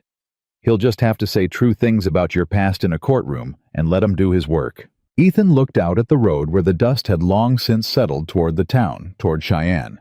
200 miles past it, toward a bought judge and a clean lie, and his own true history, waiting to be turned into a weapon against the child sleeping behind him. "Let him say 'em," Ethan said. "Let him stand up and tell that whole courtroom that I'm a man who runs from what he loves." His jaw set, and something in his weathered face had changed for good, had finished changing in an empty cabin with a small hand against his cheek. "And then I'll stand up after him. And I'll point at that little girl, and I'll let the whole court see who didn't run." They had 6 days, and Ethan spent every one of them building a case, the way another man might build a barn, plank by plank, nail by nail, sleeping little and trusting nothing he hadn't checked twice. The first day he rode to the county recorder's office with Ezra, and they pulled the book, and there it was written in the clerk's own hand and stamped with the territorial seal. The Harper claim filed 8 years past. The spring marked the description, matching the deed in the child's dress to the letter. and 3 pages on the lien Voss claimed real recorded dated. But Ezra ran his thumb down the column of dates and went still. "Look here," the sheriff said. "His liens recorded the 14th of March, year before last. So Harper's trust deed, the one making it Daisy's, that's recorded the 2nd of March, 12 days before." Ezra looked up slow. "Voss told you to your face his lien came first, predated the trust. Said the land was his by operation of law the day Tom died." He tapped the book. "It's a lie, Walker. It's a recorded datable black and white lie. The trust came first. The child's claim is senior to his lien by 12 days. Whatever Tom owed him, it don't reach the land he'd already put in trust for his girl before the lien ever existed." Ethan stared at the 2 dates, the whole towering threat of Harlan Voss suddenly resting on 12 days of ink, and felt something he hadn't let himself feel since the man rode into that dooryard. Not hope. He'd learned to distrust hope. But the cold, clean thing that comes before it, the sight of solid ground. "Then we've got him. We've got the truth." Ezra closed the book careful. "Whether we've got him depends on whether the judge will look at the truth. And the judge is his." He let that sit. "Get a certified copy. 2. Voss has friends in this office, and books have been known to lose pages between here and a courtroom. They got 3 copies. Ethan carried one inside his shirt, the way Daisy carried the deed flat against his chest, and never set it down." The second day broke his heart in a smaller way and a worse one. He'd thought, fool that he was, that telling the child the truth about her father was the hard part, and that the grieving would come like a storm and pass like one. It didn't pass. It moved into the cabin and lived there. Daisy didn't cry much anymore. She'd cried herself empty that first afternoon, but the not crying was harder to watch. She went quiet in a way no 7-year-old should know how to go quiet. She ate when told. She answered when asked. And she stopped entirely reaching for things. A child reaches for a cup for a hand for the next thing she wants. Daisy had stopped as if she'd learned that wanting was just the first step toward losing, and she'd decided to skip the wanting and save herself the rest. Ethan watched her sit on the cabin step one morning, the deed in her lap looking at nothing, and it scared him worse than Voss and Briggs and the whole crooked bench of Cheyenne put together. He sat down beside her. He didn't crowd her. He'd learned that. "You know what I figured out 4 years ago?" he said, looking out at the same nothing she was looking at, "when I was digging those graves." She didn't answer, but she didn't get up either, which was as much as he ever got now. "I figured out that the worst thing about losing somebody ain't the losing. It's the after. It's waking up the next morning and your body don't know yet. Your body reaches for 'em, reaches before you're awake enough to remember, and then you remember, and you have to lose 'em all over again every morning for a long, long time." He paused. "That what's happening to you? You've been reaching for him mornings before you remember." The child's chin crumpled just slightly and she nodded. "Yeah." Ethan nodded too. "Me too. Still. 4 years on some mornings I reach for Samuel before I remember. It gets further apart. It don't ever stop all the way. But it gets further apart, and that's the most anybody can promise you, and I won't promise you more, 'cause I told you no lies." He let a breath out. "But here's the other thing I figured out, and it took me a sight longer. The reachin' ain't a curse, Daisy. The reachin' is the love. Your body reaches 'cause your body loved him so hard it can't believe he's gone. If you stop reachin', if you make yourself stop wantin', so it won't hurt. And I see you doing it. I see you trying to stop wantin' things so you can't lose 'em. Then you don't just lose the hurt. You lose the love along with it. You go hollow." He looked at her. "I went hollow. 4 years hollow. Don't you do it. You keep on reaching even when it hurts, even when there's nothing there. 'Cause one day, there'll be something there again. And your hand'll be open and ready for it instead of closed up tight." Daisy was quiet a long while. Then she set the deed down on the step beside her. Set it down. The thing she never set down, and she reached over, and she took his big rough hand in both her small ones, and she held it, and she didn't say anything at all. It was the first thing she'd reached for in 3 days. Ethan looked straight ahead, so she wouldn't see his face, and held her hand, and counted it privately as a bigger victory than anything they'd find in any recorder's book. 9代 The 3rd day, the town began to turn. It started small. Mrs. Abigail Brown drove a buckboard 8 miles out to Dalton's with a basket of bread and a side of bacon and a dress she'd sewn in the night, a proper child's dress in calico blue. And she stood in the yard wringing her hands. "I should have done more," she said to Ethan, not able to look at the cabin where the child was. "First week I brought her bread by night so nobody'd see. By night. Like feedin' a child was something to be ashamed of in daylight." Her voice shook. "My own grandbaby's about her age down in Laramie, and I left that little girl on a step and brought her bread in the dark. I'll carry that to my grave." She thrust the basket at him. "I want to testify. In Cheyenne. I want to stand up and say I saw her there 17 days, and I saw Voss's man come round more'n once to make sure she stayed put. Saw him with my own eyes. Twice. A big fella, shoulders like a door. He'd come look at her and ride off. I thought it was strange. I didn't think on why." Her jaw firmed. "I'll say it under oath. He can call my note any day he likes. I don't care no more. I'm done being afraid of that man. He'll padlock your diner. Then I'll bake bread in someone else's kitchen." She put the basket in his hands. "In the daylight, where folks can see." She was the first.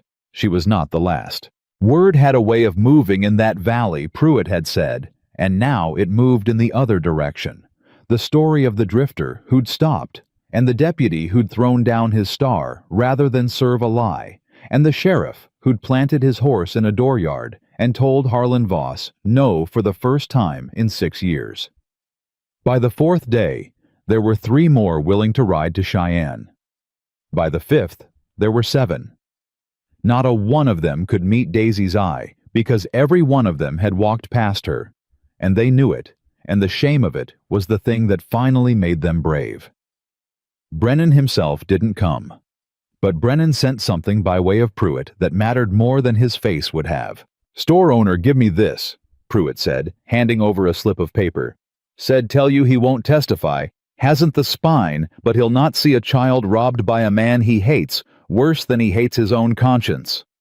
It was a record of receipts in Brennan's cramped hand, dates the back of the page he'd torn from his own ledger. It's a list of every day Voss's man Briggs came into the store across them 17 days. Bought a plug of tobacco each time so's to have a reason to be there. Brennan marked the dates 'cause he keeps every sale. There's 11 of 'em. 11 days out of 17 Voss had a man checking the girl was still on that step. Pruitt looked grim. "That ain't a man neglectin' a child by accident, Walker. That's a man postin' a guard on his bait." Ethan looked at the list of dates, 11 crosses in a dead man's ledger, and folded it in with the certified copies against his chest, and felt the case go from a fighting chance to something with teeth. But he didn't let himself believe it. He'd believed in solid ground before. He'd believed a fever would break. Yeah. On the 5th night, the thing he'd been afraid of since the cabin happened. It came at the worst hour, the dead middle of the night, and it came not as Briggs and a gun, but as a sound, the soft crunch of a boot on the gravel outside, just one where there shouldn't have been any. Ethan was up and at the shutter with the rifle before he'd fully woken, that old killed and buried instinct hauling him out of sleep, and he saw a shape moving low along the corral, working toward the cabin, careful. "Pruitt," he breathed. The young hand was already awake on his bedroll, already reaching for his gun. Ethan held up a hand, wait, and watched. The shape reached the corral gate and stopped, and Ethan saw the glint of a lantern hooded almost to nothing, and saw the man crouch by the gate latch and understood. Not the cabin. The horses. He was going for the horses. Cut the gate, scatter the stock across 8 miles of dark range, and Ethan would have no way to get the child and the papers to Cheyenne in time. No theft, no violence, nothing a court could hang on Voss. Just a gate left open, and a man 2 afoot to make his hearing. It was, Ethan thought, with a cold flare of something close to admiration, exactly the kind of thing Voss would think of. Win the war by making sure the other side never reaches the battlefield. He went out the back window without a sound, and came around the cabin low, and he was on the man before the man knew the night had changed the rifle barrel against the back of a neck and a voice in the dark that needed no volume to be terrible. You touch that latch, friend, and I will spread you across this gate. The man froze. The hooded lantern dropped and rolled. Easy, the man said. Easy, mister, I'm just Pruitt. Ethan didn't take his eyes off the man. Light.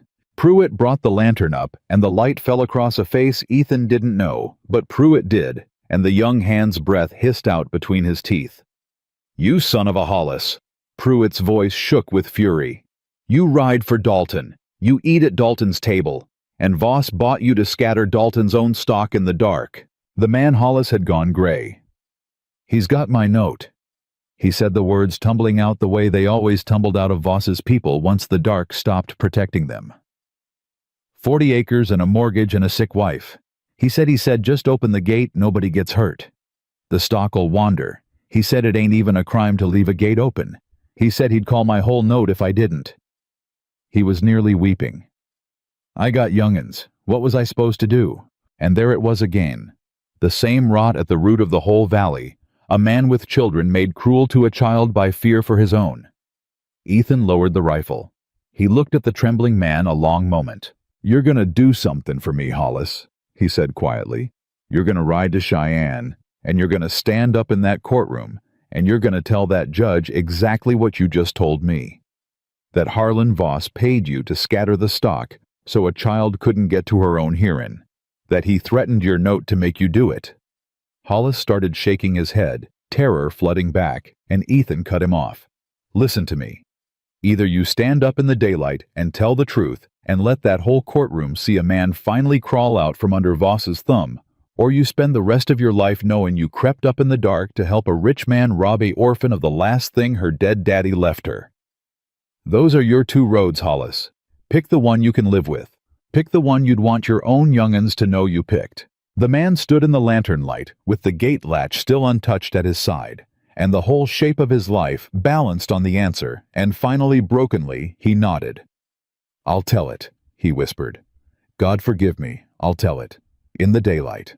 He was the eighth witness, and he was the one whose testimony would put Voss not just on the losing side of a land dispute, but on the wrong side of a charge. A judge couldn't wave away witness tampering obstruction, the kind of thing that follows a man even when he owns the bench. Ethan watched him ride off into the dark toward town and thought that's 3 of them now. The clerk, Hollis, Brennan with his list. He spent 20 years buying this valley's silence, and it's all coming uncrossed in a week because one child sat on a step long enough to make everybody who walked past her hate themselves a little. She did that, not me. She did that just by waiting. The morning they left for Cheyenne, Daisy wouldn't get in the wagon. She stood in the cabin yard in the blue calico dress Abigail had sewn, with the deed pinned now inside the bodice, where Ethan had stitched a pocket for it, so her hands could finally rest. And she stood there, with her boots planted and her face white, and would not move toward the wagon where Ezra waited with the team. Daisy! Ethan crouched. We gotta go, sweetheart. The hearing's day after tomorrow, and it's a long road. What if we lose? It came out flat and hard, the voice of a child who has already lost everything once and knows exactly how it feels and will not be surprised by it twice. What if that judge says, I gotta go to the home in Cheyenne, the county home? What if he gives me to that man? Her hands had found each other and were gripping white. Then I rode all that way just to get took anyhow. And they'll make you leave. He said you stole me. What if the judge believes him, and they take you to jail, and they take me to the home, and I never... Her voice finally cracked. I'd rather stay here. At least here you're still here. You're still here. If we go and we lose, I lose everything all at once. Again. I can't do it again. I can't. It was the truest fear she had laid bare in the yard. And it was Ethan's own fear, too.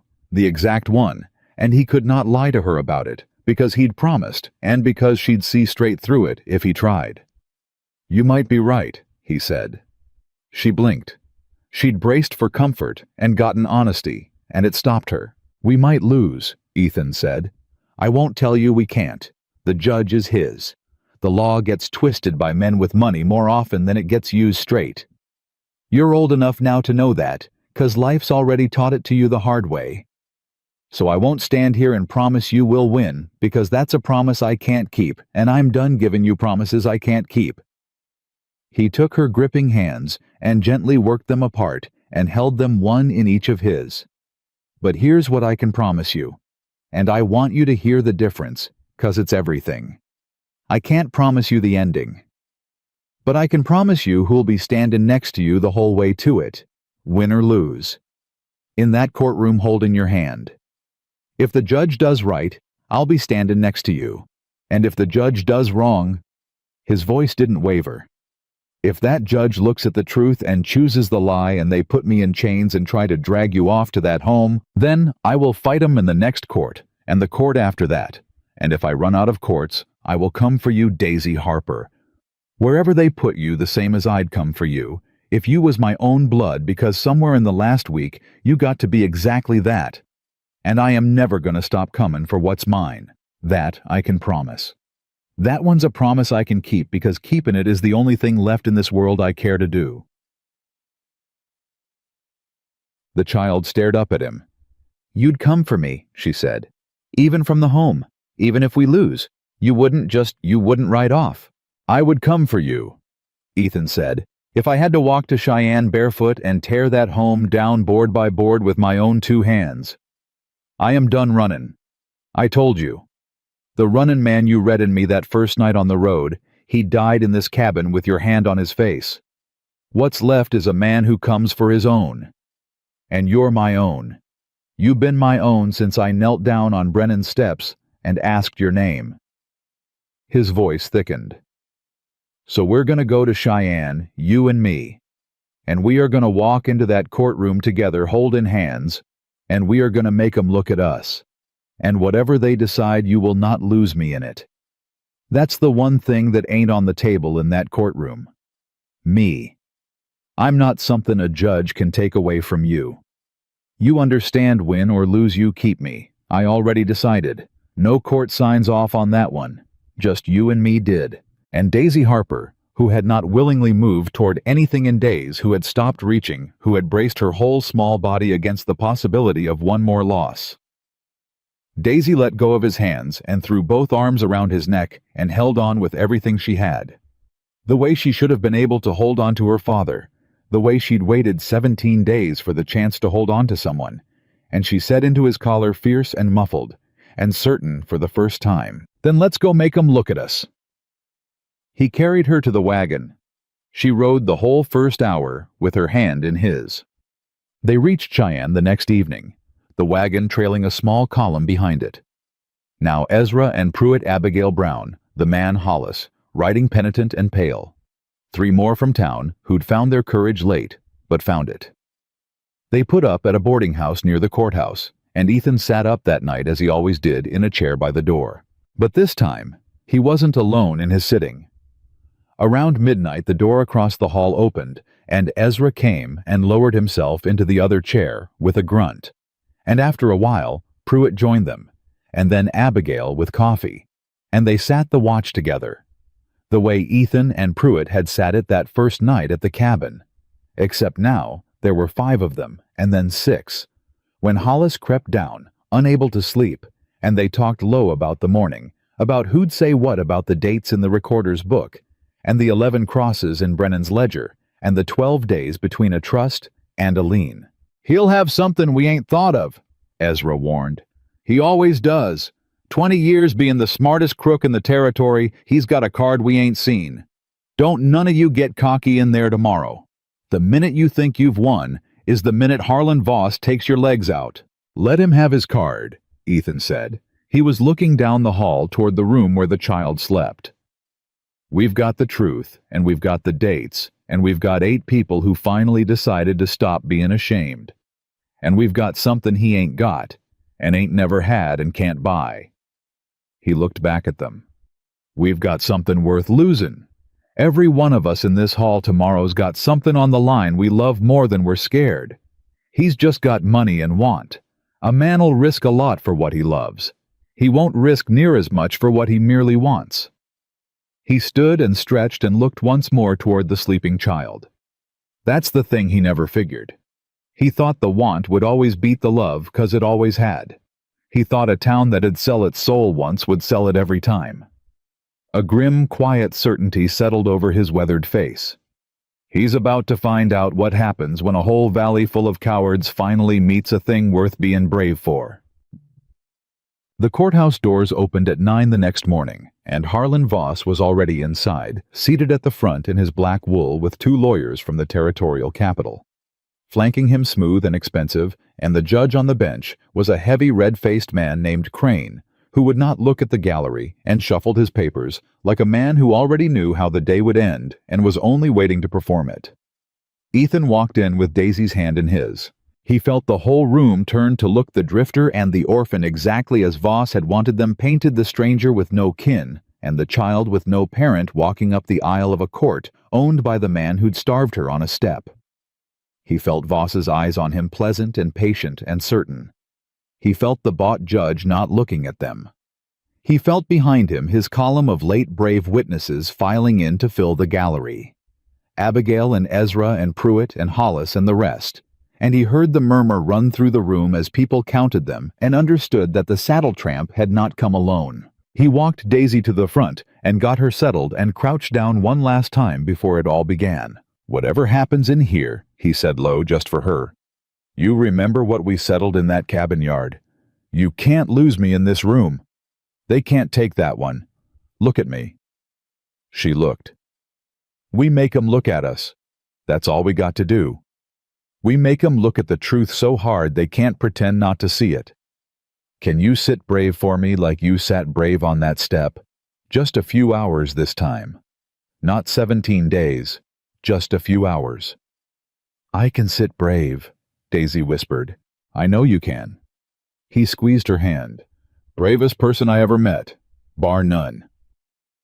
The bailiff called the room to order, and Judge Crane cleared his throat without raising his eyes, and Harlan Voss settled back in his chair with the small, certain smile of a man who has bought every outcome in this building for 20 years and has no earthly reason to believe today will be the day the building stops being his. He was about to learn otherwise. Voss's lawyers went first, and they were good smooth as river stones, and they laid it out exactly as Ethan had known they would. The senior of the two, a silver-haired man named Pemberton, rose and addressed the bench without once raising his voice, and he made it sound less like an argument than a regrettable duty. The minor child, Daisy Harper, he said, had been left without parent or estate upon the unfortunate death of her father, a debtor. The court, in its wisdom, had already appointed a guardian, the honorable and charitable Mr. Voss, to see her placed in the county home where orphans of her station were properly cared for. And instead of cooperating, a transient named Walker, a man of no fixed residence, no kin, no property, and no lawful standing whatsoever, had seized the child against a court order and held her by force of arms at a remote ranch, even firing upon a sworn deputy. "We are not here, Your Honor, to try a land matter," Pemberton said, smooth and sorrowful. "We are here because a vagrant has taken a little girl. The land, such as it is encumbered past its worth by my client's lawful and recorded lien. There is nothing to fight over but the welfare of a child, and that child's welfare plainly does not lie with an armed drifter who the record will show abandoned the graves of his own dead family 4 winters past and has not stayed 3 months in one place since." He turned just slightly so the gallery could see his face be kind. "A man who runs from his own buried children, Your Honor, is not a man to be handed a living one." It landed like a blow the way Voss had built it to land, and Ethan felt the gallery flinch, and felt Daisy's hand tighten in his, and felt the old shame rise up his neck, hot and familiar, and he let it rise, and he did not look away from it, because a week in a cabin with a child's hand on his face had taught him the difference between shame that should be hidden and grief that should be carried in the open. Judge Crane finally looked up, and his eyes went not to Walker but to Voss. A quick sideways glance, the glance of a man checking with his master that he'd performed correctly. "Mr. Walker," the judge said heavily, "you are not represented by counsel." "No, sir," Ethan said, standing. "Can't afford counsel. Reckon I'll have to make do with the truth." A thin laugh ran through Voss's table. The judge did not smile. "Then say your piece. Briefly." And Ethan Cole Walker, who had not made a speech in his life, who'd spent 4 years saying as few words as a man could and still be sold, a horse stood up in a bought courtroom with a child's hand in his and made them look. "Mr. Pemberton, there's right about one thing," he began, and his voice was quiet and rough and carried clear to the back wall in the dead silence. "I am a man who ran. 4 years back a fever took my wife Ruth and my boy Samuel, 10 years old, in one hard week, and I buried 'em with my own hands in froze ground. And then I ran from that grave, and I've been running ever since. He's right. Every word of that's true. I won't stand here and deny a true thing." He paused. "But I'd ask the court to notice what kind of man stands up and tells you a true thing that shames him against his own interest in open court, and what kind of man."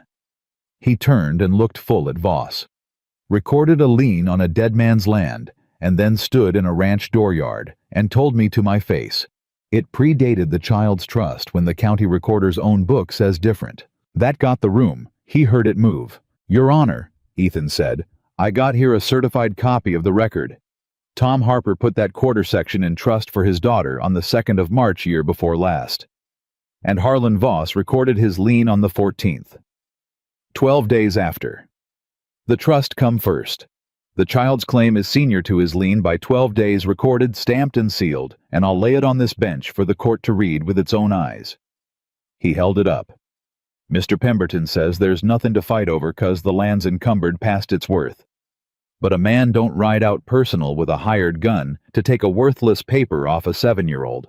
And he don't lie about the dates of his own lien if the land's already lawfully his. He lied because the dates ruin him. He's been lying about those 12 days because those 12 days are the whole game." Pemberton was on his feet. "Your Honor, this is a custody hearing, not a—" "He made it a land matter," Ethan said, "the day he had a judge appoint him guardian over a child he wrote down as having no property, when she's sittin' on the most valuable water in the upper Sweetwater. You don't appoint a guardian to manage nothin'. He appointed himself to manage her water, and wrote no property on the order, so when the deed vanished, there'd be no record it ever was. That ain't custody. That's robbery with a court signature on it. Mr. Walker." The judge's voice had gone dangerous. "You are addressing accusations at officers of this—" "I'm addressing the truth at this bench," Ethan said, "and I got 8 people come 200 miles to swear to it. I'd ask the court to let 'em." And before Crane could refuse, Ezra Cole was on his feet in the gallery with his hat in his hand and his star on his chest. "Sheriff Ezra Cole Ridgewater," he said in the voice of a man finally done being afraid. "And I'll swear to every word of it, Your Honor, and add to it. I held my office 6 years on Harlan Voss's recommendation, and I'm ashamed to say it bought my silence for most of 'em. But I pulled that recorder's book with my own hands.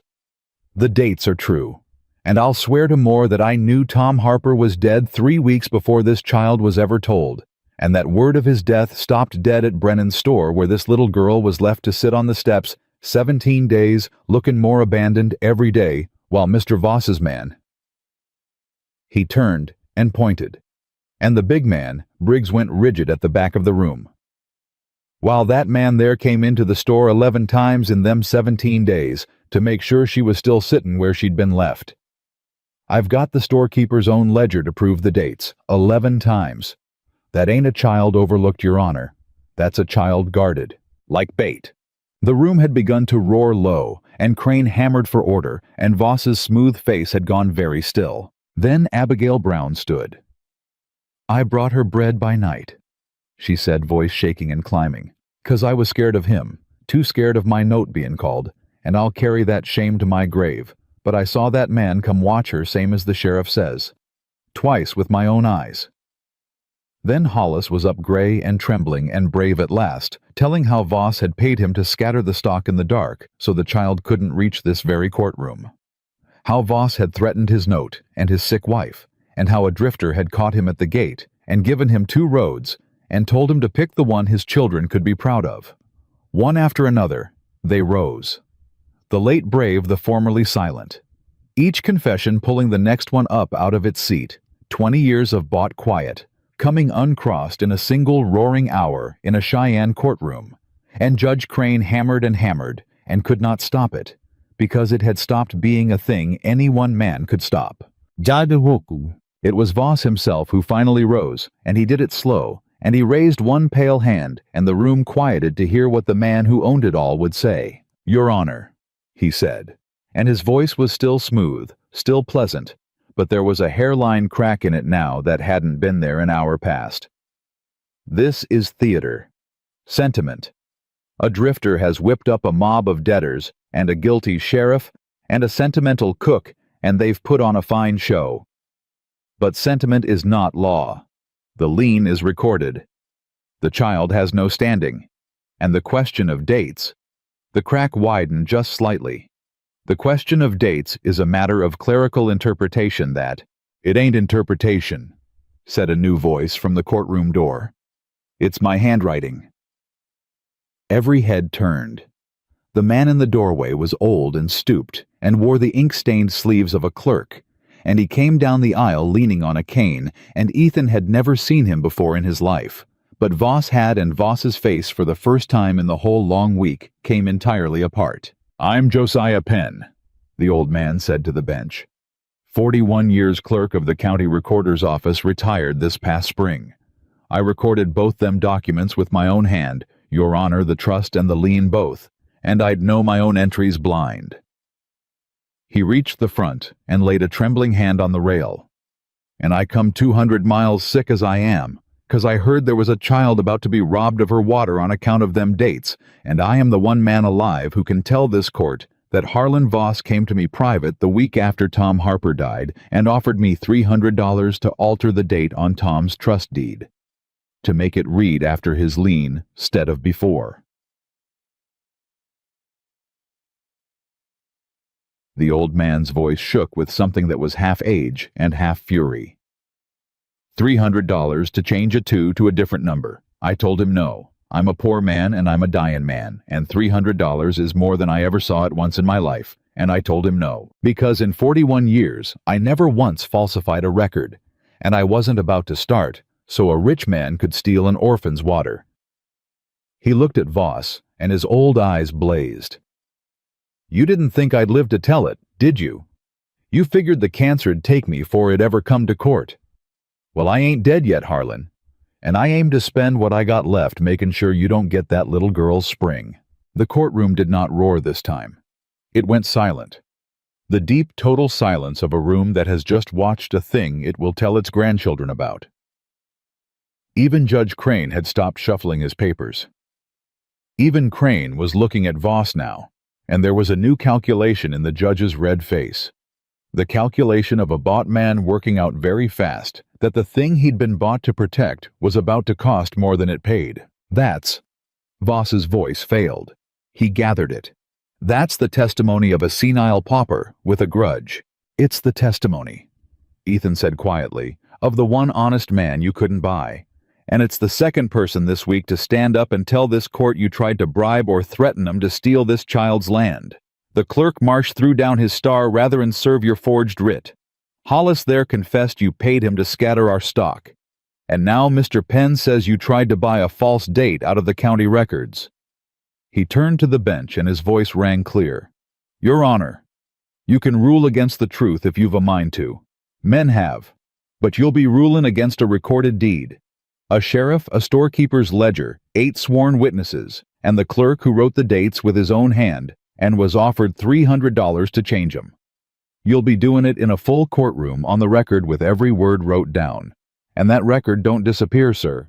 That record outlives Mr. Voss's money, and it outlives you. It was the last sentence that did it. It outlives you. Ethan watched the bought judge hear it and understand it that a ruling for Voss today would be a paper that hanged Crane himself tomorrow, the moment a higher court or a territorial governor or a newspaper got hold of 8 sworn statements and a recorder's true book. Voss had bought the judge's verdict. He had not, could not buy the judge's willingness to drown with him. Judge Crane set down his gavel. He did not bang it. He set it down slow, like a man laying down a weight he was relieved to be rid of. "The court," he said heavily, not looking at Voss now, never once looking at Voss again, "finds the trust deed of Tom Harper, recorded the 2nd of March, senior and superior to any lien thereafter. The minor child Daisy Harper is the lawful owner of the Sweetwater Quarter section, and its waters held in trust until her majority." He drew a breath. "The court further finds the guardianship order obtained by Mr. Voss to be void, founded upon a false representation of the child's estate, and the court directs the territorial attorney." Here at last, the judge's eyes flicked to Voss one cold, final time, to inquire into the matters of bribery, obstruction, and tampering raised by the witnesses Penhollis and Marsh. The gavel came up and down once. "As to custody of the child," he stopped, and the whole room held its breath, because this was the thing. The only thing that had ever truly mattered, not the water, not the land, not Voss's ruin. The child. "As to custody of the child," Crane said, "the court would hear from Mr. Walker. You've no kin to her, no property, no fixed home. By every standard this court applies, you are an unsuitable guardian. Give me one reason I should not place this girl with a respectable family in this city, which I could do within the hour." And Ethan, who had argued the dates and the lien and the bribery, with the cold, steady voice of a man working a horse, found that voice gone, and what came in its place was something rawer and truer than any argument. "I can't give you a reason that'll fit in your books," he said. "You're right. I got no property and no kin and no fixed home. By the book, I'm nothing she needs." He looked down at the child beside him, then back at the bench. "But, Your Honor, 2.5 weeks ago, this little girl sat on a store step 17 days. 17 days with no coat and no proper food, and a whole town walking past her looking away every morning, the same boots, every evening the same eyes turning aside. Respectable families, Your Honor. A whole town of respectable families with fixed homes and property and kin, and not one of them stopped." His voice thickened. "I stopped. I don't say that to make myself big. I say it 'cause it's the only credential I got. Every respectable soul in that town had every reason I lack, and the one thing I had that they didn't was I stopped. I knelt down and I asked her name. The room was silent. "You want to give her to a respectable family inside the hour," Ethan said. "I believe you could. I believe there's good folks in this city'd take her and feed her and raise her kind. But here's what I know about this child that no respectable family's gonna know, 'cause they wasn't there for it. I know she waited 17 days, 'cause her papa told her not to move, and she loved him too much to disobey even when she was starvin'. I know she guarded a deed against her own skin for a man who was never comin' back. I know she stopped reachin' for things, 'cause she'd learned wantin' just leads to losin', and I know how to coax her back to reachin', 'cause I had to coax my own self back from the same place after the fever." He had to stop. He pushed through. "And I know that 3 days ago in a cabin yard, she set down the one thing she's clung to since her daddy died. Set down that deed, Your Honor, that she wouldn't give to nobody, and she reached over and took my hand. First thing she'd reached for in days. She reached for me." His eyes were wet, and he let them be. "You can hand her to a stranger inside the hour. Or you can leave her with the man she already chose, the man she reached for. I'd just ask the court to consider that this child has done enough waitin' on enough strangers to last a life. Maybe she don't need another respectable stranger. Maybe she just needs the one fool who stopped walkin'." For a long moment nobody in that courtroom breathed. And then the judge, the bought judge, the broken man, who had perhaps somewhere far back of all his corruption, once been somebody's father or somebody's son, looked down from the bench at a 7-year-old in a blue calico dress, and he asked the only question that was left to ask. "Child," Judge Crane said, and his heavy voice had gone almost gentle. You've heard all this. Do you want to go with this man?" And Daisy Harper stood up. She let go of Ethan's hand. He felt it go, and his heart went with it, and she stood up all by herself in front of the whole roaring, silent room. This child, who had been swept at and stepped over and lied to and starved. And she stood as tall as her small body would make her. And she looked the judge dead in the eye, and she did not whisper. She had whispered her whole life. She did not whisper now. "My papa told me to wait on the step," she said, clear and ringing, "and to not move, and I waited 17 days 'cause I trusted him, and he didn't come, and it wasn't his fault, but he didn't come." Her chin was up. "Everybody in that whole town walked past me. Every single one. And this man," she reached out and put her hand flat on Ethan's chest over the certified deed over his heart. "This man knelt down in the dirt and gave me the last food he had and asked me my name. And he told me he was a man who leaves. He told me that his own self, and then he didn't leave. He stayed every single day. He told me no lies, not one, even the hard ones, even when the truth was the worst thing in the world, he had to tell me." Her voice shook now, but it did not fall. "So I already picked. I picked him in the cabin yard. He said a court can't take him away from me, 'cause it wasn't a court that decided it was just me and him. And I'm not going to let you make me wait on a step for somebody else." She turned and looked at the whole courtroom, all of them, the late brave and the ashamed, and the silver lawyers, and the ruined man in black. "I waited long enough. I'm done waiting. I want to go home with my—" She faltered just for a heartbeat on the word, the enormous word, and then she took it and made it hers, the way her father had made the deed, hers written firm and meant to last. "With my pa." The courtroom broke. Abigail Brown wept openly into her hands. Pruitt had his hat off and his head down. Even the bailiff had turned to study the wall, and Judge Crane, in the wreck of the morning, brought his gavel down one last time, soft, almost tender. "Custody of the minor child Daisy Harper," he said, "is granted to Ethan Cole Walker pending formal adoption, which this court will expedite."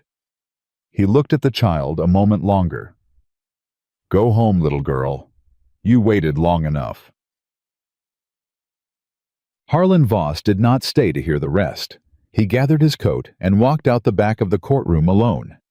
His lawyers already drifting from him, calculating men reading a sinking ship, and he was indicted before the leaves turned on the testimony of a clerk and a cowhand and a dying old recorder who outlived every prediction the cancer made about him, and he lost the bank to the debts he'd built it on, and he left the valley a poorer and smaller man than the drifter he'd once dismissed as a saddle tramp with nothing to lose. He'd been right about Ethan in the end, in the only way that counted. A man with nothing to lose is dangerous.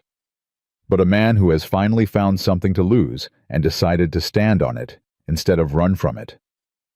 That man is something the Harlan Vosses of the world never see coming, because they have spent their whole lives believing that wanting beats loving, and they are wrong, and they only ever learn it once too late. They went home to the Sweetwater. Henry Dalton signed the cabin and 40 acres over to Ethan for the wages. Tom Harper never collected, and a handshake, and Cole Pruitt helped him run the spring line down to it. And by the next summer, there was a real house going up by the water. Tom Harper had died to keep for his daughter, a house with a child's room in it, and a window that looked out at the spring, the best water in Wyoming territory, and don't you let nobody tell you different. Daisy reached for things again.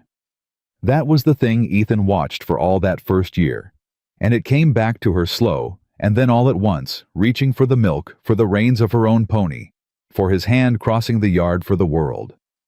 The morning she woke, reaching for her papa got further apart, the way he'd promised, never gone all the way, but further apart, and on the bad mornings, she came and found Ethan in the dark, and he held her, and they grieved the man together, the father who'd loved her enough to leave her the most precious thing he owned, and they kept his name in the house, and his mare Juniper in the pasture, and his memory clean and whole, because Ethan had never once tried to replace Tom Harper, and never would.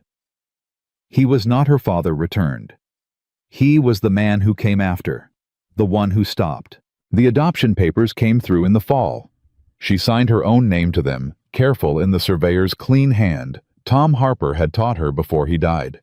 The only thing he'd had time to teach her of letters, and the name she wrote was not the one the court had typed, and the judge let it stand. Daisy Harper Walker. Not replacing.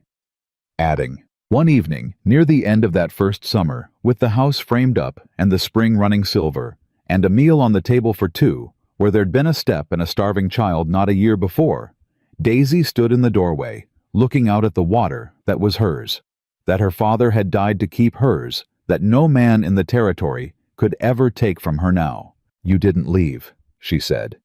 She said it the way she'd said it once before in the cabin, but it was different now, not a question, not a test, not a hope held against the dark. A fact, a thing as settled as the spring and the stone and the sky. And Ethan came and stood beside her in the doorway. This man who had buried his own and run 4 years from the graves, who had knelt in the dust of a store step and asked a forgotten child her name, and in the asking had been saved as surely as he saved her. And he put his hand on her shoulder and looked out at the water with her, and he did not say, "I promise." He had stopped trading in promises long ago. He gave her better than a promise. He gave her the truth the way he'd given her every truth, hard and soft alike, since the first. "No," he said. "I stopped running, and I am never going to run again. This is our home. Daisy Harper Walker, and you are my daughter, and that is the one thing left in this whole world that nobody, no town, no court, no man with money is ever going to take from either one of us. Not while I'm breathing. Not ever."